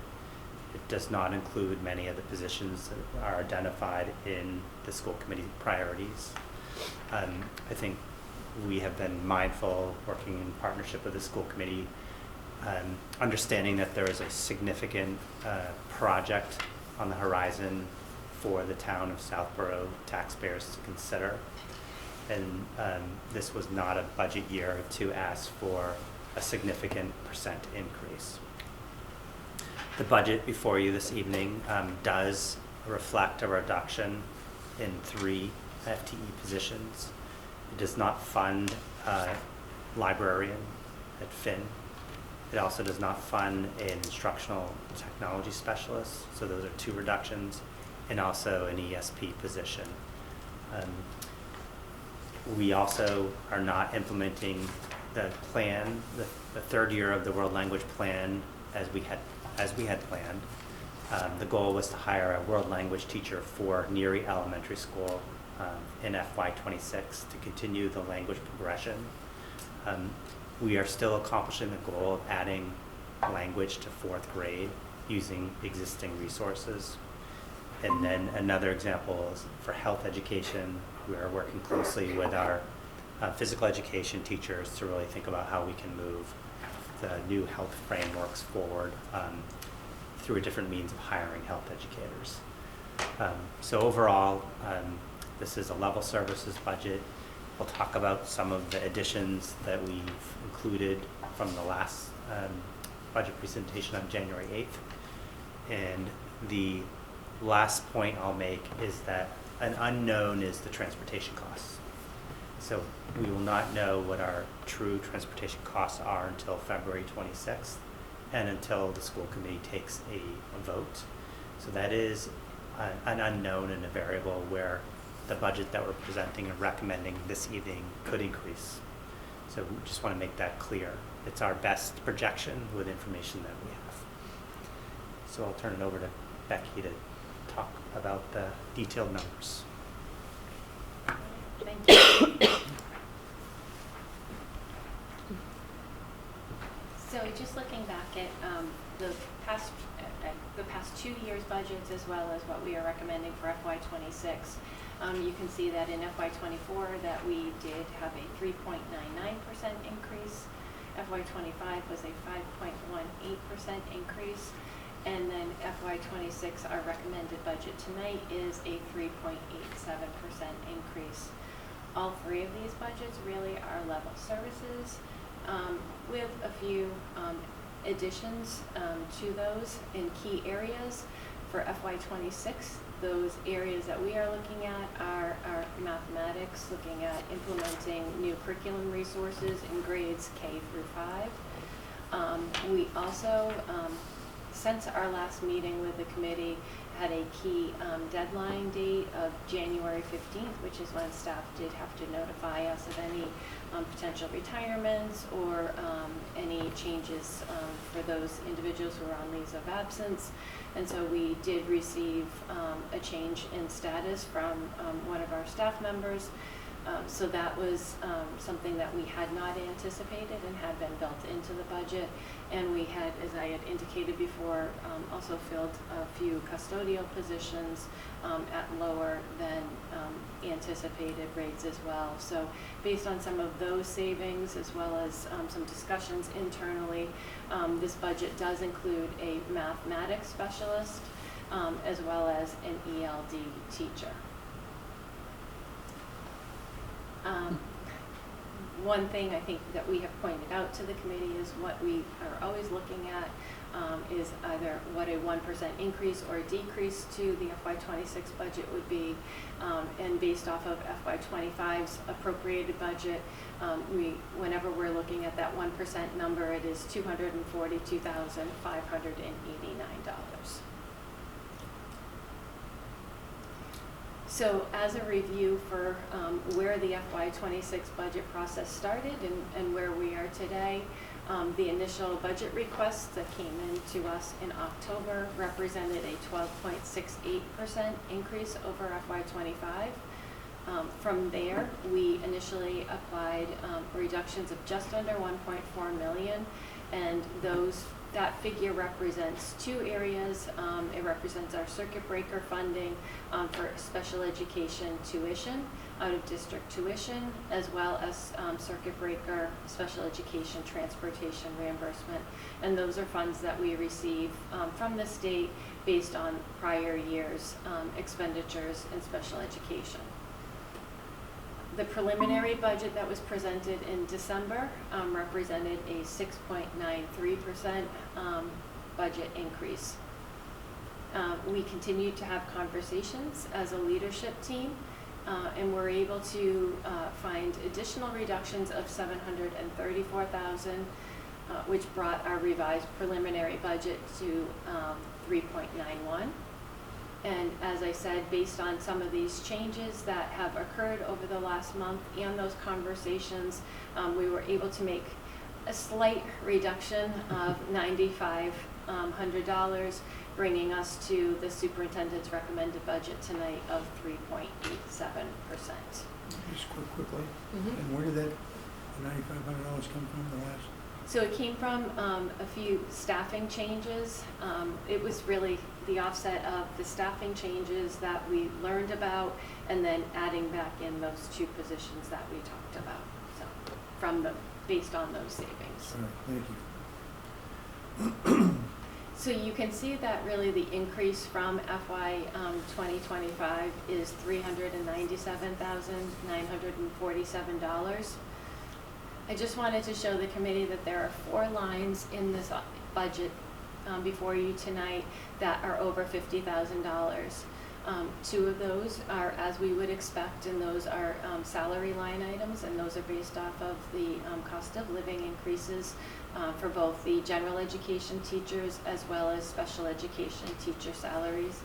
And then based off of our transportation projections for both general education and special education. So those 4 line items total $994,821, which is more than the overall operational budget increase that we are recommending tonight. So again, the recommended FY26 budget is $25,196,911, which represents a budget increase of 3.87% over FY25. So looking at our next steps, January, February, tonight we are presenting to you the recommended budget. We hope to have a vote by the committee tonight. This past Saturday, we did meet with the select board as well as the financial advisory meeting to present our revised preliminary budget to them. But really, the next steps in this process is going to be to have the public hearing at the March meeting, and then ending in the Southborough town meeting in April. Yes. So the last number that, we were at the Saturday meeting, the last number that the select board and advisory has was the 3.91. Correct. They, okay. So this is be a slight decrease Yes. that we're voting on tonight. So the significant change from the January 8th revised preliminary to this Absolutely. is the addition of a math specialist, the addition of an EL teacher, and a shifting of resources. So this budget still includes a reduction of 3 FTE positions.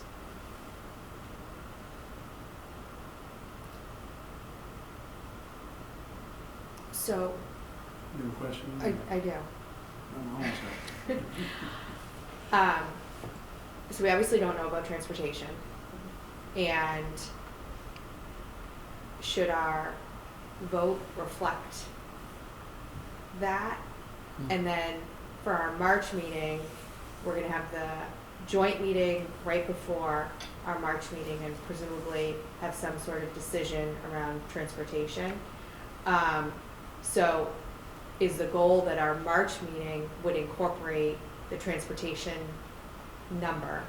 So hopefully we'll have a clear direction that we think it would result in prior to our regularly scheduled meeting. So I'm just trying to figure out how. Yeah, so a recommended pathway is voting tonight's recommended budget, and knowing well that you're gonna have to amend the recommended budget Okay. once we have the actual data. So there will be another vote, but again, our recommendation is to vote this budget as is, Okay. and then we'll amend it as we Okay. get better data. Yes. So the reason to vote the budget tonight, knowing that we will vote an amended budget, is because we want to have an approved budget for the public hearing. Correct, it's timing and sequence. Right. I get it. I'd also like to make just a general comment. So we did present to the select board and advisory on Saturday, as you well know. We did present the revised preliminary, so the 3.91%. So we will communicate this change to the select board and advisory. But there was discussion around and questions why we did not include healthcare costs in our overall operational budget. And that question did come to me. We've never presented the pre-K through 8 budget with healthcare costs. That's never been an ask. We are happy to do so. We're happy to look back several years and add that cost to see what the actual increase is if we include benefits. But I think that has never been an ask of us. We're happy to do it. And we are in the process of working with the town and getting our healthcare numbers for the pre-K through 8 budget and really thinking about what the projected increase will be. And then adding that and seeing what the projected increase is from last year's appropriated budget with healthcare costs compared to this year's budget recommended with healthcare costs. So we will be providing that information to the committee in the next few weeks. So, right, so you're saying that because clearly we don't want an apple to orange issue, you're going to make them both apples. if you will, Correct. Okay, by making sure we figure out, we would determine, I guess, what the healthcare would have been in last year's budget to compare it to Correct. this year's budget if healthcare is included in it.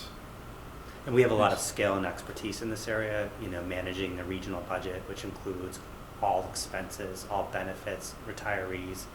We have a lot of experience in managing healthcare and numbers and projecting. So this is not a new area for our finance department. They do an excellent job at the region, and we're happy to take this on and really and do the projections based on what we anticipate healthcare costs will be.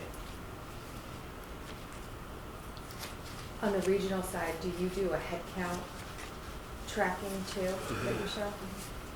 I mean, I think it's really important to note that we're reducing the pre-K to 8 by 3 FTEs, which then would translate to 3 benefits packages, assuming that they're utilized by those positions today, or that we are at least, you know, if the position isn't filled, we're factoring in, you know, on the town side as a benefits package. I think that's a point that needs to be crystal clear, because that's a large cut, in my opinion, and we need to. Yeah, and I would, you know, when we look at our track record negotiating healthcare costs at the region, if you look at the past decade, we're at less than 3% increase year over year if you average out the increases, which is, if you look at the market is not a 3% increase year over year. We are experiencing a 10% increase that is challenging, I think, all budgets, the town level, the school department level, the regional level. But again, we're happy to put those numbers together and provide that information to the committee, so you know what the true cost is of funding for education, including benefits. Any other comments? I just want to thank Greg, Becky, and everybody else who put all this hard work into months of the FY26 budget. I think you've done a great job at looking at what resources we have available and how our students will best benefit from what we have by reallocating. So I just want to make sure that you hear the appreciation from the school committee that it's not an easy task to really dig deep and see how we can best use what we have without adding headcount. And I just want to echo those comments. It's really a team effort. It's a lot of people, a lot of minds, a lot of meetings, including having conversations with educators around, you know, what could it look like? How can we use our resources? The educators have been outstanding in terms of thinking of ideas of how we can achieve our goals and not necessarily increase the budgets. So it has been a partnership and a lot of good people working on trying to solve this problem. So thank you. Even though that note of appreciation was not a motion, I would still second it. Okay. And the work's not done. Really, great job. Yeah. Yes. Okay. So you guys ready to vote? Ready to vote? You do have Kamala. Oh, hi Kamali. Hi everyone. Can you hear us okay? Yeah, I've been listening this entire period, and I can great. also see the screen as well as I have a split screen with the numbers as well. Okay. Any questions on the recommended budget? No questions. I could see the revisions from what we talked about last month, so that's fine. Okay. And I just echo your sentiment, Chelsea. Like, I know it took work. I think that, I like the option of being able to have revision based on what we learned in the spring. So, but I'm ready to vote for it tonight. All right. Great. So we're gonna flip to roll call vote because Kamali's online. Okay. So I'm gonna move that we approve the superintendent's recommended budget of 3.87%, which represents an increase of $937,947 for a total budget of $25,196,911. Is there a second? Second? Okay, roll call vote. Kamali? Yes. Laura? Yes. Roger? Yes. And Chelsea's yes. Thank you for all of your work on that. Personnel report? So in your packet is the personnel report as of February 12th. So we have more appointments than resignations, which is always good. Great. Action on minutes. So we have 4 sets of minutes, December 9th, 24, December 11th, 24, December 17th, 24, and January 8th, 24. Anybody have any comments on any of those? All right, I'm going to move that we approve December 9th, 2024, December 11th, 2024, December 17th, 2024, and January 8th, 2025 as presented. Second. Roll call vote. Kamali? Kamala, yes. Laura? Yes. Roger? Yes. Chelsea, yes. Thank you. So next month, we'll have the FY26 budget public hearing, which will be March 12th at Algonquin, because it will follow the joint committee meeting. And we'll talk about school choice discussion and technology. And then presumably we'll have some sort of contract or option for the food service company in April, school choice public hearing and vote in April, a math update in April, and ELA in May. So if anybody has any other items, feel free to reach out in the next couple weeks and we'll add it to the agenda. Anybody have anything else they want to say? Okay. Second public comment. If you have anything to say, feel free. All right. No public comment? Am I Oh, go allowed ahead. to do a public comment? Yes. Oh, okay. You just have to state your name and your address for the record. Oh, goodness. So, my name is Caroline Folsom. My address is 4 Lowell Ave over in Southborough. So I heard you guys talking earlier about like advertising for the office hours, and I would absolutely love to talk to you about like social media marketing and just all that stuff. Okay. Just to like get the word out, so that like more community members can come and participate. Awesome. Would love to have that conversation. Thank you. Cool. All right. I move that we adjourn at 8:56. Is there a second? Kamali?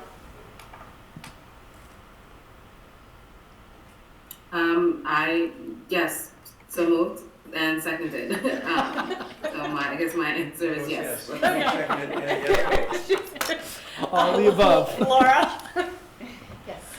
Roger? Yes. Chelsea, yes. Thanks for joining, Kamali. Of course. Thanks, Kamali. Sorry for the confusion. Have a great night. Worked out.